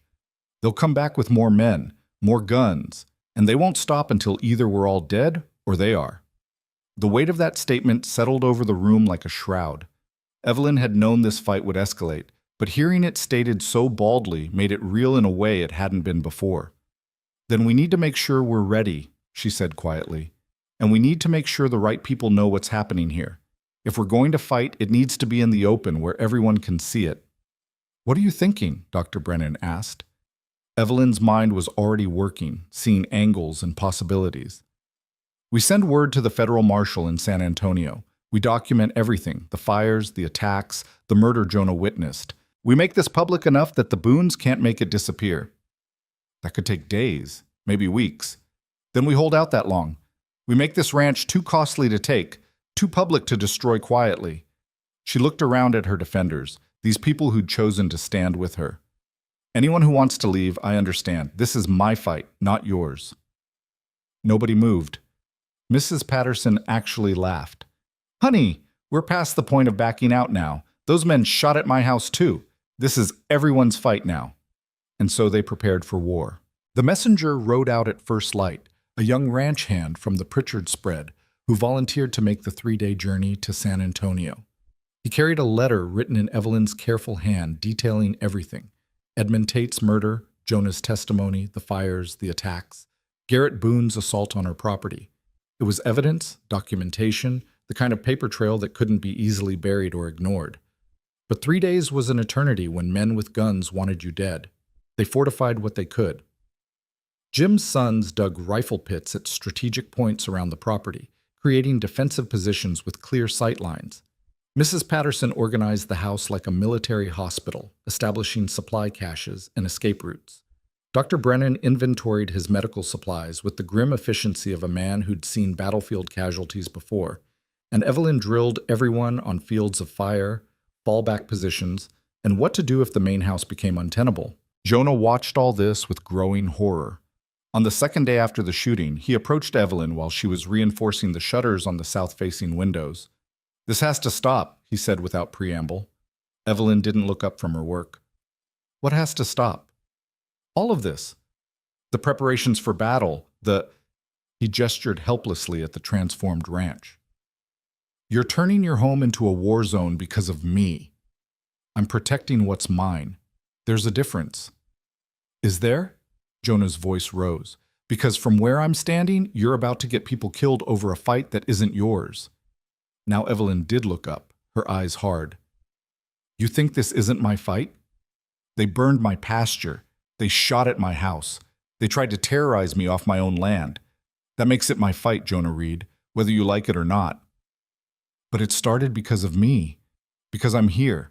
And it continues because Garrett Boone and his father think they can do whatever they want to, whoever they want. That's not on you, that's on them. She returned to the shutters. Besides, you don't get to decide when I stop fighting. That's my choice to make. Jonah was quiet for a moment. Then, softer. What if I left? Just took the boys and moved on. Would they follow, or would they leave you alone? You think men like the Boones forget witnesses? You think they'd let you walk away just because you're not here anymore? Evelyn shook her head. They'd hunt you to the ends of the earth, and then they'd come back here anyway to make sure I couldn't testify about what they did to my property. Running doesn't end this. It just delays it. Then what does end it? Evelyn set down her hammer and looked at him directly. Standing our ground, making this so public, so documented, so witnessed by so many people that the Boones can't make it disappear, making the cost of victory higher than they're willing to pay. And if that doesn't work, if they're willing to pay any cost, then we make them pay it in blood and fire until they break. Her voice was iron. I'm not running, Jonah. Not from my own land. Not from men who think violence makes them right. If they want this ranch, they'll have to take it from my cold, dead hands. Jonah stared at her for a long moment. Then, incredibly, he smiled. Sarah said something similar once, when her father tried to forbid her from marrying me. Said he'd have to drag her kicking and screaming to stop her, and even then she'd find a way. What did he do? Gave in, realized he couldn't stop her any more than he could stop the sun from rising. Jonah's smile faded. But he also told me that stubborn women either change the world or break themselves trying. No middle ground. He sounds like he knew his daughter well. He did. And I think he'd recognize you as kin. Jonah picked up a hammer. So if you're staying and fighting, then I'm staying and fighting too. No more talk of me leaving. We see this through together. Evelyn felt something warm bloom in her chest, but she kept her voice steady. Together then. Now help me with these shutters before the Boones decide to pay us another visit. They worked in companionable silence, two people preparing for war with nothing but determination and the stubborn refusal to give up what was theirs. The attack came that night. Not with guns this time, but with fire. Real fire. Not the contained burns meant to send messages. This was a conflagration meant to consume everything. Evelyn woke to an orange glow so bright it turned night into hellish day. Someone had set the dried grass around the entire southern perimeter ablaze, creating a wall of flame that raced toward the ranch buildings with terrifying speed. The wind, which had been calm all day, now blew from the south like it had been summoned specifically for this purpose. Fire! The shout came from Daniel Pritchard's position. Everyone up! Fire on all sides! Evelyn was moving before she was fully awake, grabbing buckets and blankets, shouting orders. But even as she ran outside, she knew this fire was beyond their ability to stop. It was too big, too fast, fed by weeks of dry grass and summer heat. Forget the pastures, Jim Pritchard bellowed. Protect the buildings. Wet down everything. They worked with desperate efficiency, forming bucket chains from the well to the house and barn, dousing walls and roofs with precious water. The heat was intense, a physical force that drove them back even as they fought to hold their ground. Smoke filled the air, choking and blinding. Through the chaos, Evelyn saw riders on the far side of the flames, shadows moving deliberately, making sure the fire stayed contained to the ranch, making sure there was no escape route. They weren't trying to kill everyone directly. They were trying to burn them out, to destroy the ranch so completely that there'd be nothing left worth defending. The cattle! Mrs. Patterson screamed. They're trapped in the near pasture. Evelyn's heart sank. 6 head of cattle, panicked by the flames, running in circles in a paddock that would soon be engulfed. Losing them would be a financial blow she might never recover from, but going after them through that fire would be suicide. Jonah made the decision for her. He grabbed a soaked blanket, wrapped it around himself, and ran toward the paddock gate before anyone could stop him. "Jonah, no!" Evelyn shouted, but he was already gone, a dark figure moving through smoke and flame. She watched in helpless terror as he reached the gate, threw it open, and began driving the cattle toward the gap in the flames where the wind had momentarily shifted. The animals, wild with fear, stampeded in every direction. Jonah moved among them like a man possessed, slapping flanks, shouting, forcing them toward safety through sheer will. 4 cattle made it through, then 5. The 6th, a young heifer, balked at the flames, turning back into the burning paddock. Jonah went after her. "Leave her!" Evelyn screamed, but her voice was lost in the roar of the fire. She could only watch as Jonah grabbed the heifer's halter, pulling and pushing, using every ounce of strength to force the terrified animal toward the opening. The flames were closing in, the gap narrowing by the second. They made it through with inches to spare, Jonah's blanket smoking, his hair singed, the heifer wild-eyed but alive. He collapsed in the dirt, coughing violently, and Evelyn was there, pulling him away from the heat, checking him for burns. "You damn fool," she said, her voice shaking. "You could have been killed." "Couldn't let them take everything," Jonah gasped between coughs. "Not without a fight." The fire burned itself out over the next 2 hours, consuming the pasture land but failing to take the buildings. By dawn, the ranch stood like an island in a sea of blackened earth, damaged but defiant. Smoke still rose from smoldering patches of grass, and the smell of burning hung thick in the air.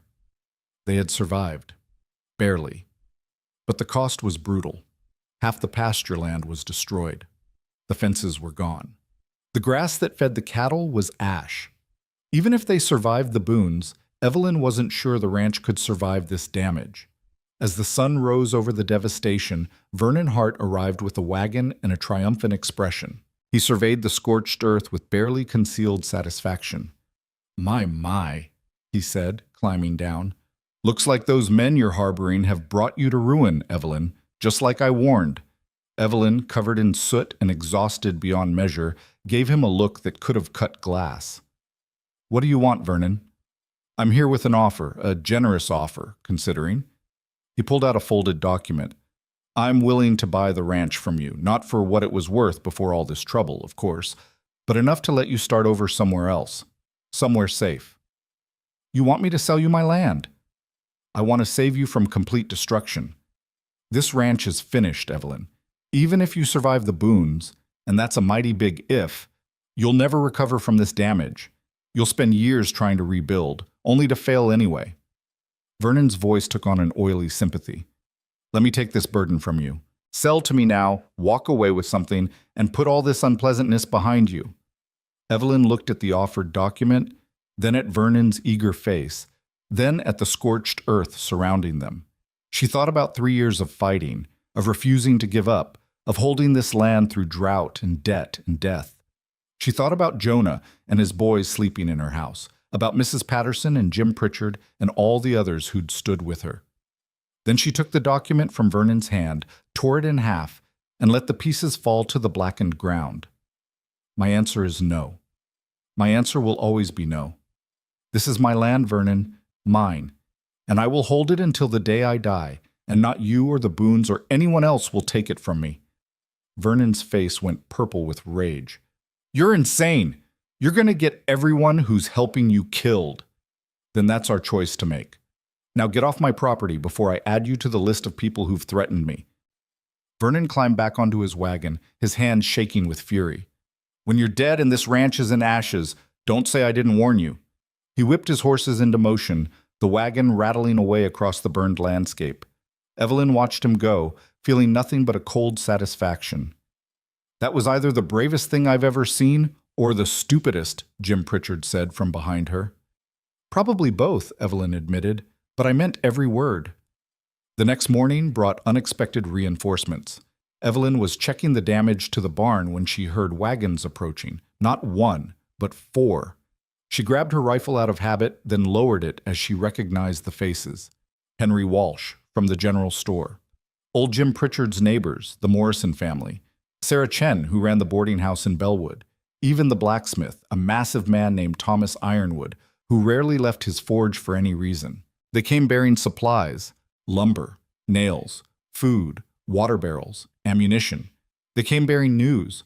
Vernon had tried to rally the town against Evelyn, but his transparent attempt to profit from her troubles had backfired spectacularly. Most of Bellwood, it turned out, didn't appreciate outsiders burning down their neighbors' ranches. "We figured you could use some help rebuilding," Henry Walsh said, directing his workers to unload. "And maybe some extra guns if the Boones come calling again." Evelyn felt her throat tighten with emotion.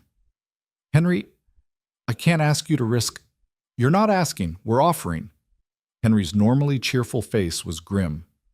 "Those bastards burned land that's been in production for 15 years. They shot at homes where families sleep. That's not just your problem anymore, Evelyn. That's everyone's problem." Sarah Chen approached, her arms full of blankets. "We also brought supplies for the babies. I heard you've got twins here. They'll need proper bedding and clothes if this keeps up." "Thank you," Evelyn managed. "All of you, I don't know what to say." "Don't say anything," Thomas Ironwood rumbled in his deep bass voice. "Just point us toward what needs fixing and we'll fix it." Over the next 3 days, the ranch transformed again. The reinforcements from Bellwood worked alongside Evelyn's original defenders, rebuilding fences, clearing burned timber, creating fire breaks that would prevent another grass fire from reaching the buildings. They worked with the efficiency of people who knew that time was running out, that the next attack would likely be worse than the last. Jonah worked among them, no longer an outsider, but part of the community.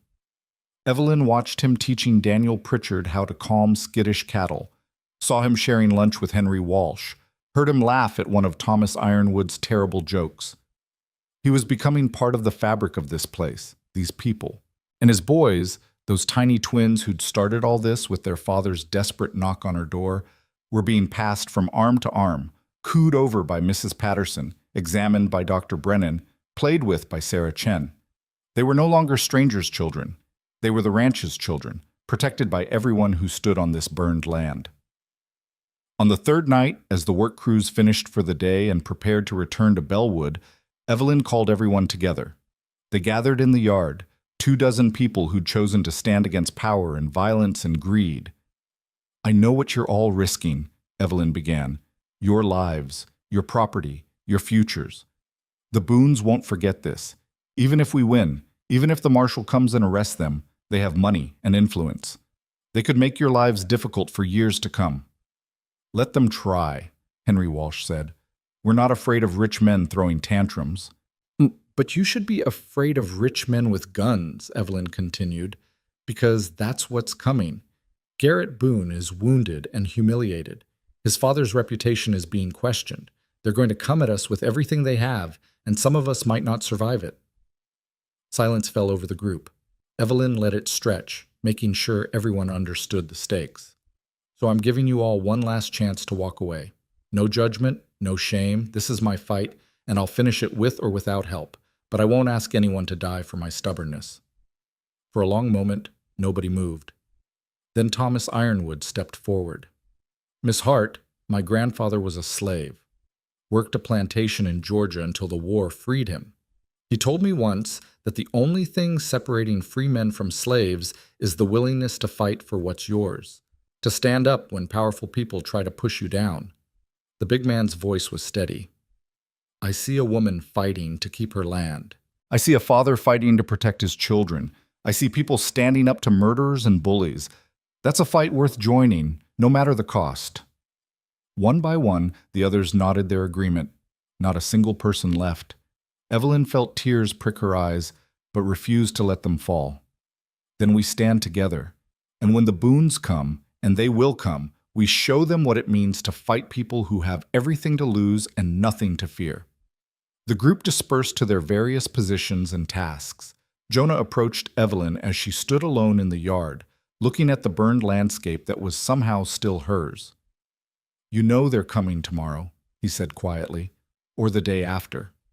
Garrett won't wait long to respond, not after we humiliated him." "I know. And you know that even with all these people, we might not win. The Boones have more men, more guns, more resources. I know that too." Jonah was quiet for a moment. "So why are we doing this? Why not take Vernon's offer, sell the land, and disappear somewhere they can't find us?" Evelyn turned to look at him. "You remember that first night, when you knocked on my door and asked to sleep in the barn? Of course. I almost said no. Almost sent you away because it was safer, easier, less complicated. And if I had, I'd still be here alone, eating supper by myself, talking to ghosts, waiting to die. She paused. You gave me a reason to fight, Jonah. You and those boys. You reminded me that some things are worth the risk. Even if we lose? Especially if we lose. Because at least we'll have tried. At least we'll have stood for something. She smiled sadly. Thomas used to say that how you face death matters more than when it comes. Better to die fighting for what's right than live forever on your knees. Jonah reached out and took her hand, a simple gesture, but weighted with meaning. Then we fight. Together, no matter what comes. Together, Evelyn agreed. They stood there in the gathering darkness, two people who'd found each other by accident and chosen each other by design, and waited for the storm they both knew was coming. The storm arrived the next afternoon, but not in the form they expected. Instead of Garrett Boone and his hired guns, a contingent of official-looking men rode up the main road flying a federal flag. At their head was a lean man in his 50s wearing a marshal's badge and carrying himself with the authority of someone who didn't need to prove anything. "Miss Evelyn Hart?" he called out as he dismounted. Evelyn stepped onto the porch, rifle held casually but ready. "I am. Who's asking?" "Federal Marshal Robert Hayes out of San Antonio. I received your letter 3 days ago. Came as fast as I could." Relief flooded through Evelyn so powerfully she nearly staggered. The messenger had made it. Help had arrived. They weren't alone anymore. "Marshal Hayes, thank you for coming. As you can see," she gestured at the burned pasture land, "things have escalated since I sent that letter." Hayes surveyed the damage with a practiced eye. "So I see. You want to tell me what happened here?" Evelyn told him everything, from Jonah's first arrival to the fires to the shootings. Jonah corroborated her story, adding details about Edmund Tate's murder and the Boone's reach in Kansas. The other defenders added their own testimonies, creating a comprehensive picture of organized violence and intimidation. Hayes listened to it all without interruption, his expression growing darker by the minute. When they finished, he was quiet for a long moment. "This is a hell of a situation," he finally said. "The Boones have a lot of influence. Douglas Boone has friends in the Kansas territorial government, maybe even in Washington. Taking him on won't be easy." "But you can do it?" Evelyn pressed. "You can arrest them for what they've done?" "I can arrest Garrett Boone for the attacks on your property. I can investigate the murder of Edmund Tate based on Mr. Reed's testimony. Whether any of it sticks against Douglas Boone himself," Hayes shook his head, "that'll depend on what evidence we can gather and whether a judge has the courage to hear the case." "So they might get away with it." "They might. Powerful men often do." Hayes met her eyes, "But having federal attention on them will make them a lot more careful. They can't afford to keep attacking you openly, not with a marshal watching. And if we can get Garrett Boone in custody, we can start building a case that might reach all the way to his father." It wasn't the guarantee Evelyn had hoped for, but it was something. It was the rule of law, imperfect and slow, but at least pointing in the right direction. "What do you need from us?" she asked. "Written statements from everyone who witnessed the attacks. Documentation of damages, any evidence you've gathered." Hayes gestured to his men. "I'm also leaving 2 deputies here temporarily, just in case the Boones try something while we're processing everything. They won't be enough to stop a full assault, but they should discourage casual violence." Over the next several hours, Hayes and his men took statements, photographed damage, and collected evidence. Evelyn watched it all with a mixture of hope and wariness. She'd spent 3 years learning that institutions could fail, that the law wasn't always just, that power often trumped righteousness. But she'd also learned that sometimes, just sometimes, standing up and demanding justice could make a difference. As the sun set, Marshal Hayes prepared to leave for Bellwood, where he planned to set up a temporary headquarters. Before mounting his horse, he approached Evelyn one last time.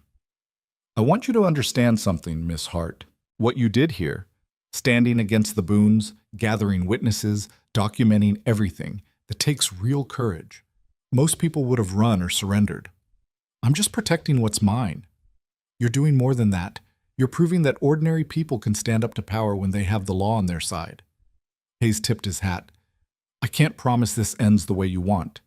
but I can promise I'll do everything in my authority to see justice done. That's all I'm asking for, Marshal. Justice. Hayes rode away with most of his men, leaving the two promised deputies behind. As darkness fell, Evelyn gathered her defenders once more. The Marshal's here, she told them. That changes things.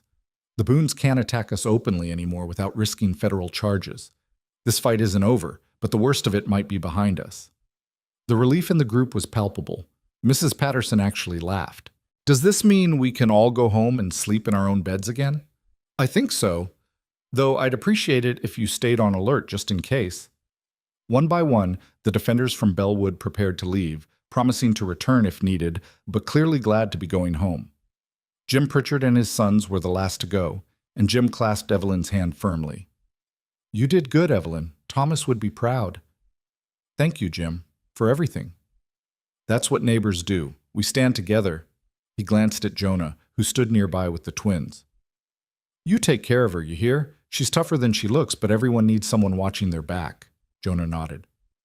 I intend to, sir. When everyone had gone and only the two federal deputies remained on patrol, Evelyn and Jonah stood together in the yard, looking at the ranch that had become a battlefield and somehow survived. It's really over, Jonah said, wonder in his voice. We made it.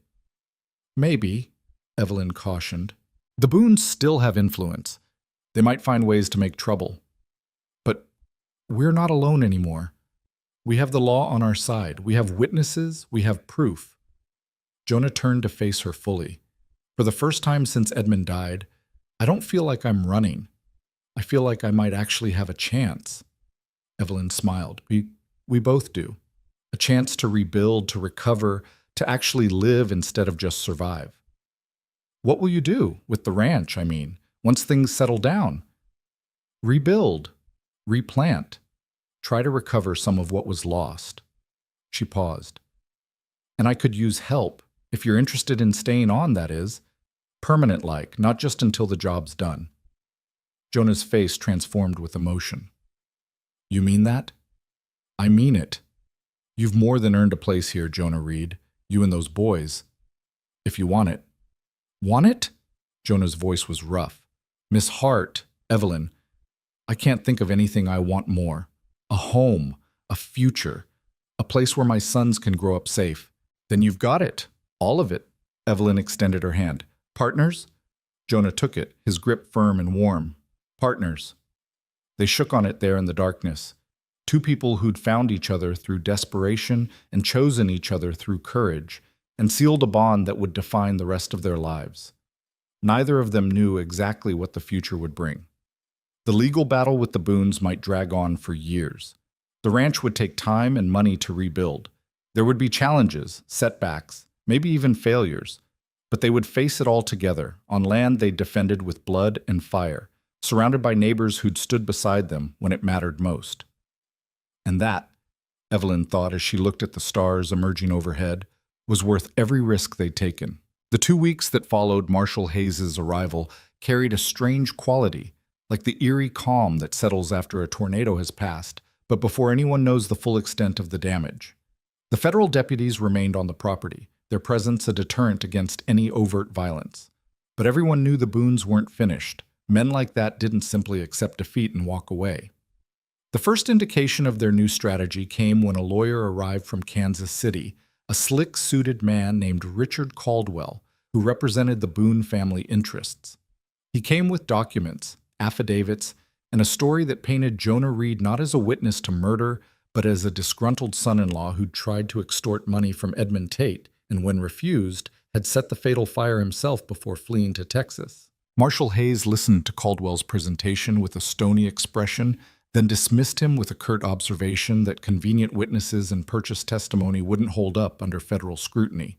But the damage was done. Word spread through Bellwood, and beyond that, maybe things weren't as clear-cut as everyone thought. Maybe this Jonah Reed was actually a criminal. Maybe Evelyn Hart had been duped by a smooth-talking drifter with a sob story and 2 babies he probably stole. Vernon Hart, predictably, seized on this narrative with gleeful enthusiasm. He made the rounds in Bellwood, suggesting that Evelyn's judgment had been compromised, that she was being manipulated, that her stubborn defense of Reed only proved she wasn't fit to manage her own affairs, let alone a working ranch. Evelyn heard about it third hand from Henry Walsh, who rode out to warn her.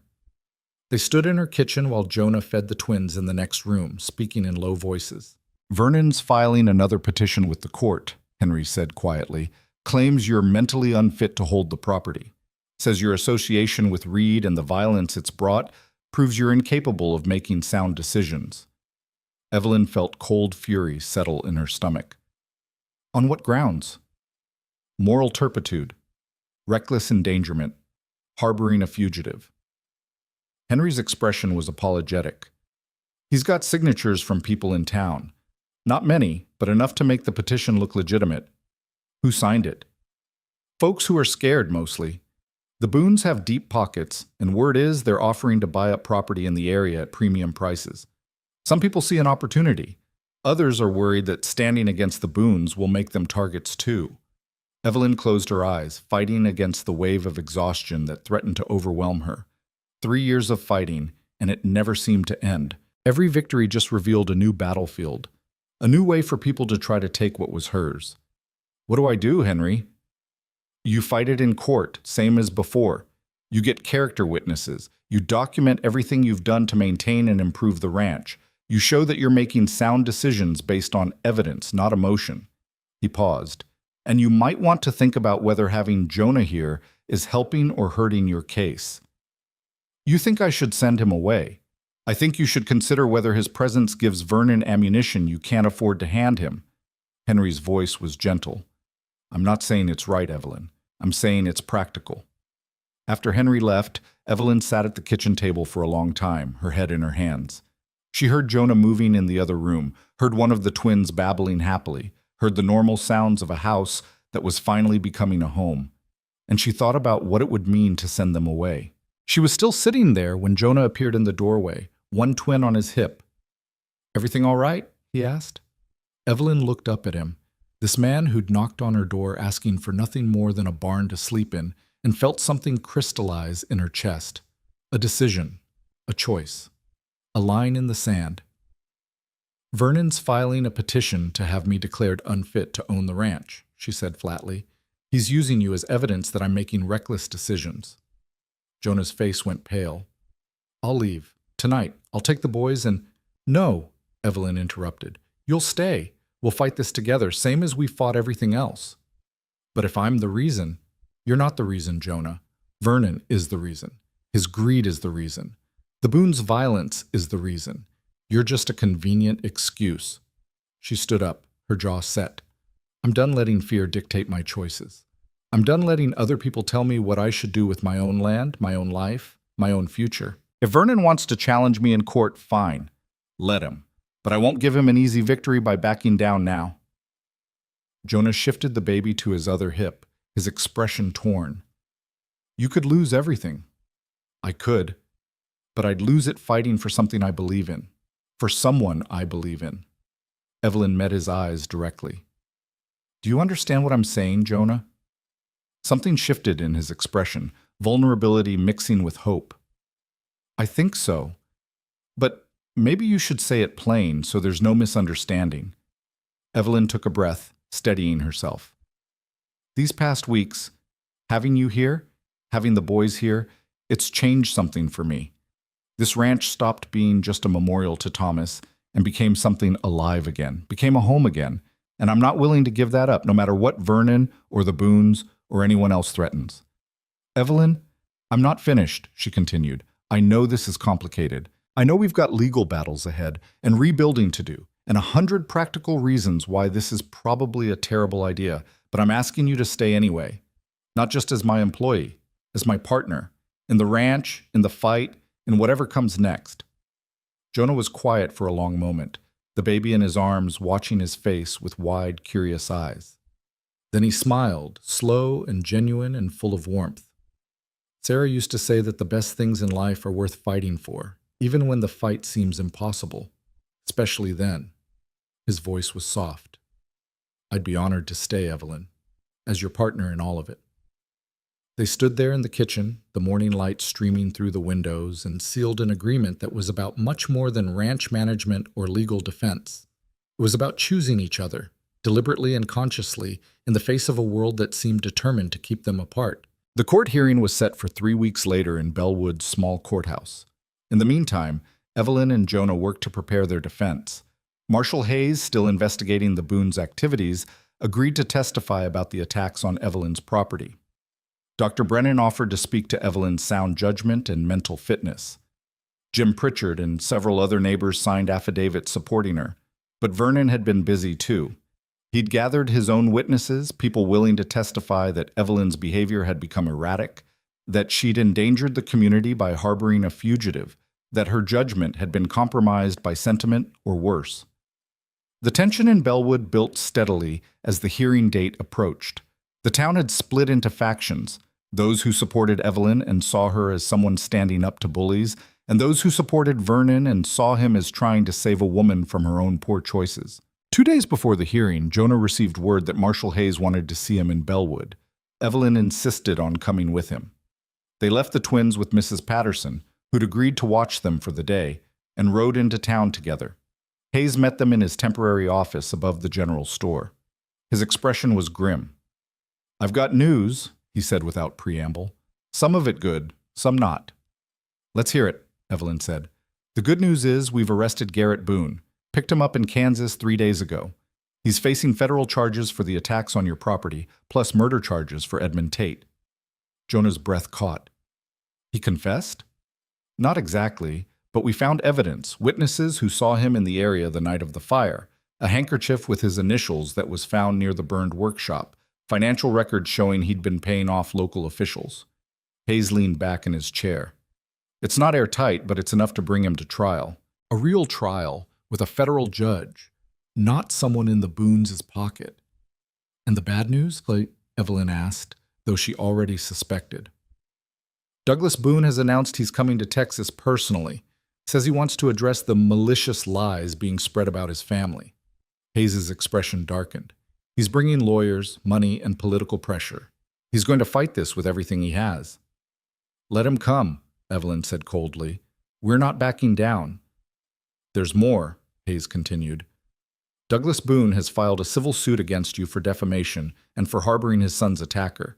He's claiming that your accusations have damaged his business interests and his family's reputation." Jonah stood up abruptly. "That's insane. We're telling the truth." "Truth is a defense in defamation cases, but you have to prove it.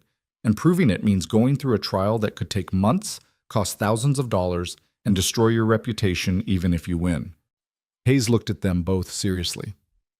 "This is what powerful men do when they can't win through violence.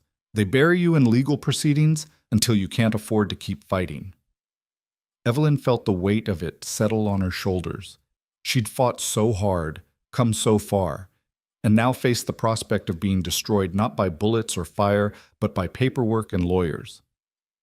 "What are our options?" she asked quietly. "You could settle. Agree to stop making public accusations about the Boones in exchange for them dropping the suit and leaving you alone. Which means Garrett gets away with murder." "Not necessarily.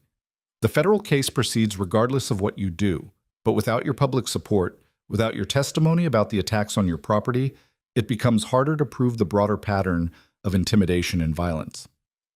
Hayes sighed. "It's your choice, Miss Hart. You can keep fighting and risk losing everything. Or you can step back, protect yourself, and let the federal government handle the Boones." Evelyn looked at Jonah, who met her eyes with understanding. They'd made a promise to each other to stand together, to see this through. But that promise was made when they thought winning was possible. Now, facing the full weight of the Boones' resources and influence, victory seemed impossibly distant. "Can we have some time to think about it?" Jonah asked. Hayes nodded. "You've got until the hearing day after tomorrow. After that, things get a lot more complicated." They left the marshal's office and walked through Bellwood in silence. The town felt different now, charged with tension and suspicion. People watched them pass, some with sympathy, others with judgment. Vernon's campaign had done its work well. They were almost to the wagon when they passed the small church at the edge of town. On impulse, Evelyn turned toward it. The door was unlocked, the interior cool and quiet. They sat in one of the back pews, neither speaking. Finally, Jonah broke the silence. "What are you thinking?" "I'm thinking about what Thomas would do. He always said that sometimes the bravest thing you can do is know when to stop fighting, when to accept that you've done what you can and walk away with your head held high." "Is that what you want to do? Walk away?" Evelyn was quiet for a long time. "Part of me does. The part that's tired of fighting, tired of being afraid, tired of watching everything I've built be threatened over and over again." She paused. "But there's another part of me that can't stomach the idea of letting the Boones win, of letting them get away with murder and intimidation just because they have more money and power." "What does that part want?" "To fight, to stand up and say that this isn't right, that power doesn't make something just, that ordinary people deserve protection from men like Douglas Boone." She turned to look at him. "But it's not just my fight anymore, is it? It's yours too, and the twins. If I keep fighting and we lose, I don't just lose the ranch. You lose any chance at a stable home for your boys." Jonah reached over and took her hand, his touch gentle but firm. "Sarah used to say that home isn't a place. It's people who stand with you when things get hard, who choose you even when choosing you costs them something." He squeezed her hand. "Wherever you go, whatever you decide, that's where home is for me and the boys. So don't make this decision based on what you think I need. Make it based on what you can live with." Evelyn felt tears prick her eyes. "What if I can't live with either choice? What if fighting means losing everything, but giving up means losing myself?" "Then maybe there's a third choice we're not seeing yet." They sat in the quiet church for another hour, talking through options, possibilities, scenarios. And slowly, a plan began to take shape. It was risky, maybe even reckless, but it might just work. The hearing day arrived with clear skies and oppressive heat. The small courthouse was packed with spectators. It seemed like half of Bellwood had turned out to watch Vernon Hart try to take his sister-in-law's ranch. Evelyn sat at the defendant's table with Jonah beside her, both dressed in their best clothes. Across the aisle, Vernon sat with his lawyers, looking smugly confident. In the gallery, she could see supporters and detractors mixed together. Mrs. Patterson and Dr. Brennan in the front row, Henry Walsh a few rows back, strangers whose faces she didn't recognize, but whose presence suggested they'd come to watch the spectacle. And in the very back, arriving just before the proceedings began, was Douglas Boone himself. He was a large man in his 60s, expensively dressed, with cold eyes that assessed everything and everyone like property to be acquired or obstacles to be removed. He didn't acknowledge Evelyn or Jonah, just settled into his seat with the confidence of someone used to getting his way. The judge, a weary-looking man named Harrison Crawford, called the court to order. Vernon's lawyer stood to present their case, laying out a narrative of Evelyn's supposed mental instability, her reckless harboring of a fugitive, her irresponsible decisions that had brought violence to a peaceful community. The testimony was damning. Vernon himself took the stand, painting a picture of a woman consumed by grief and making increasingly erratic choices. Several townspeople testified to the danger the ranch had become, the fires, the shootings, the federal marshals. Everything was technically true, but presented in a way that made Evelyn look unstable rather than besieged. When it was Evelyn's turn to present her defense, her lawyer, a young man from San Antonio who was working mostly for goodwill rather than payment, called Marshal Hayes to the stand. Hayes testified clearly and powerfully about the attacks on Evelyn's property, about the evidence linking the Boones to those attacks, about Jonah's credible testimony regarding Edmund Tate's murder. He made it clear that Evelyn wasn't inviting trouble. She was being targeted for doing the right thing. Then Dr. Brennan testified to Evelyn's sound mind and judgment, her years of successfully managing the ranch, her responsible behavior throughout the crisis. But it was when Jonah took the stand that the real story finally came out. Evelyn's lawyer questioned him about Edmund Tate's murder, about what he'd witnessed, about why he'd run. Jonah answered everything honestly, his voice steady despite the hostile stares from Douglas Boone in the back of the courtroom. Then Vernon's lawyer stood for cross-examination, ready to tear Jonah apart. But before he could ask his first question, Jonah pulled out a folded document from his jacket. "I have something the court should see," he said clearly. The judge frowned. "What is it?" "It's a letter, written by Edmund Tate, 2 days before he died. He gave it to me for safekeeping, told me to open it if anything happened to him. Jonah's hands trembled slightly as he unfolded the pages. I didn't open it until last week because I was afraid of what it meant, afraid of making things worse. But I think it's time the truth came out. Vernon's lawyer objected, but the judge overruled him, curious. Jonah began to read. The letter was Edmund Tate's confession and testimony, written in his own hand. It detailed months of pressure from Douglas Boone to sell his land, escalating from offers to threats to outright intimidation. It named names, provided dates, described meetings, and most damning of all, it included a signed affidavit stating that if anything happened to him, the court should investigate Douglas Boone and his son Garrett for murder. The courtroom erupted. Douglas Boone stood up, his face purple with rage, shouting that it was a forgery, a lie, a desperate attempt to slander his good name. But the judge called for order and demanded to examine the letter. He looked at it for a long time, then called for a handwriting expert to verify its authenticity. The expert, who happened to be in Bellwood for unrelated business, examined the letter and confirmed it was indeed Edmund Tate's handwriting, complete with his distinctive signature and seal. The judge looked at Douglas Boone. "Mr. Boone, I think you need to speak with Marshal Hayes immediately." What followed was chaos. Douglas Boone tried to leave the courthouse, but Hayes's deputies blocked the doors. Within minutes, Boone was in custody, the hearing forgotten in the face of this new evidence. Vernon's petition was dismissed almost as an afterthought, the judge noting dryly that a woman who'd successfully defended her property against murderous criminals was clearly mentally competent. As the courtroom cleared, Evelyn turned to Jonah. "You had that letter this whole time?" "I found it a week ago, hidden in the twins' carrier where Edmund must have put it the night before he died.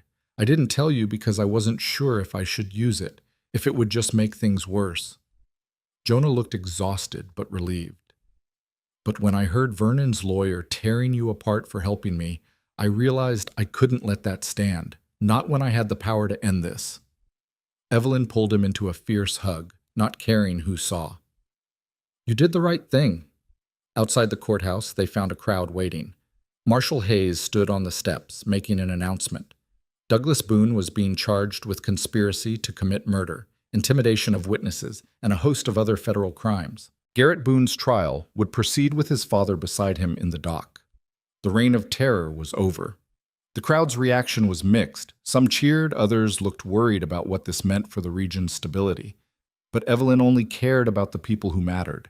Mrs. Patterson was crying happy tears. Dr. Brennan was shaking Jonah's hand. Jim Pritchard was telling anyone who'd listened that he'd known from the start that Evelyn Hart was innocent. Vernon Hart slipped away without a word, his dreams of acquiring the ranch shattered for good. That evening, back at the ranch, Evelyn and Jonah sat on the porch while the twins played on a blanket between them. The sun was setting over the burned pastures, painting everything gold and orange. "What happens now?" Jonah asked. "Now we rebuild. The pastures will recover. Grass always comes back after a fire, stronger than before. We'll replant, repair the fences, get the cattle back to proper grazing." Evelyn smiled. "It'll take time, but we've got time now. The Boones won't be bothering us anymore." "And us?" Jonah's voice was careful. "What happens with us?" Evelyn reached over and took his hand. "I meant what I said about being partners. In all of it. The ranch, the work, the life we're building here. Even knowing it won't be easy, that people will talk, that Vernon will probably keep causing trouble, that we've got years of hard work ahead. Especially knowing that," Evelyn squeezed his hand, "I've spent 3 years alone, Jonah. 3 years of eating supper by myself and talking to ghosts. I'm done with that. I want noise and chaos and those boys tracking mud through my clean kitchen. I want arguments about crop rotation and debates about whether to expand the herd. I want a life that's messy and complicated and real." Jonah smiled, that slow, genuine smile that transformed his face. "Sarah would have liked you. She always said I needed someone who could keep me honest. And Thomas would have liked you. He always said I needed someone who wasn't afraid of hard work or stubborn women." They sat in comfortable silence, watching the twins discover their own toes with absolute fascination. Somewhere in the distance, one of the cattle lowed. A bird called from the barn's reconstructed roof. The ranch was alive again, breathing with possibility. "We should probably talk about the practical things," Jonah said eventually, "like where I'm sleeping now that we're partners." Evelyn felt heat rise in her cheeks. "Well, the room off the kitchen is yours for as long as you want it." Or, she trailed off, suddenly feeling like a nervous girl again. Or? Or we could start courting, properly. Do things right. Give the town something to talk about besides violence and court cases. Jonah's smile widened. "Courting. I like the sound of that. Though I should warn you, I'm a terrible dancer." "I remember you saying that. Something about not wanting to look stupid." "And Sarah said we'd learn together so neither of us would look stupid." Jonah's voice was soft with memory. "I think she'd approve of us learning together again, building something new while honoring what we lost." "I think so too." As the stars began to emerge overhead, Evelyn felt something she hadn't felt in years. Hope. Real hope. Not the desperate kind that keeps you moving when you want to quit, but the genuine kind that makes you excited for tomorrow. The ranch had survived fire and violence. She had survived grief and loneliness. Together, they'd survived powerful men who thought they could take whatever they wanted. And now, finally, they could start living instead of just surviving. The twins, as if sensing the shift in atmosphere, both began fussing at the same time. Evelyn and Jonah moved in perfect synchronization, each scooping up a baby, rocking and soothing with the practiced ease of people who'd learned to work as a team. "You know," Evelyn said, bouncing little Caleb gently, "I never thought I'd have children. Spent years accepting that it just wasn't meant to be." "And now you've got two," Jonah pointed out. "Instant family. Instant chaos, more like." But her smile was genuine. "Though I wouldn't change it for anything." The babies settled, content in their arms. Evelyn looked at Jonah over their small heads and saw her future reflected in his eyes. It wouldn't be easy. There would be hard years ahead, struggles with drought and debt and all the challenges that came with ranching in Texas. There would be gossip from people who didn't approve, legal complications to navigate, memories of Thomas and Sarah that would sometimes ache. But they would face it all together, on land they'd defended with blood and courage, surrounded by neighbors who'd proven their worth when it mattered most. "You know what Thomas used to say?" Evelyn asked softly. "What?" "Home isn't the land you inherit. It's the land you fight for, the people you choose, the life you build from scratch even when everyone says it's impossible."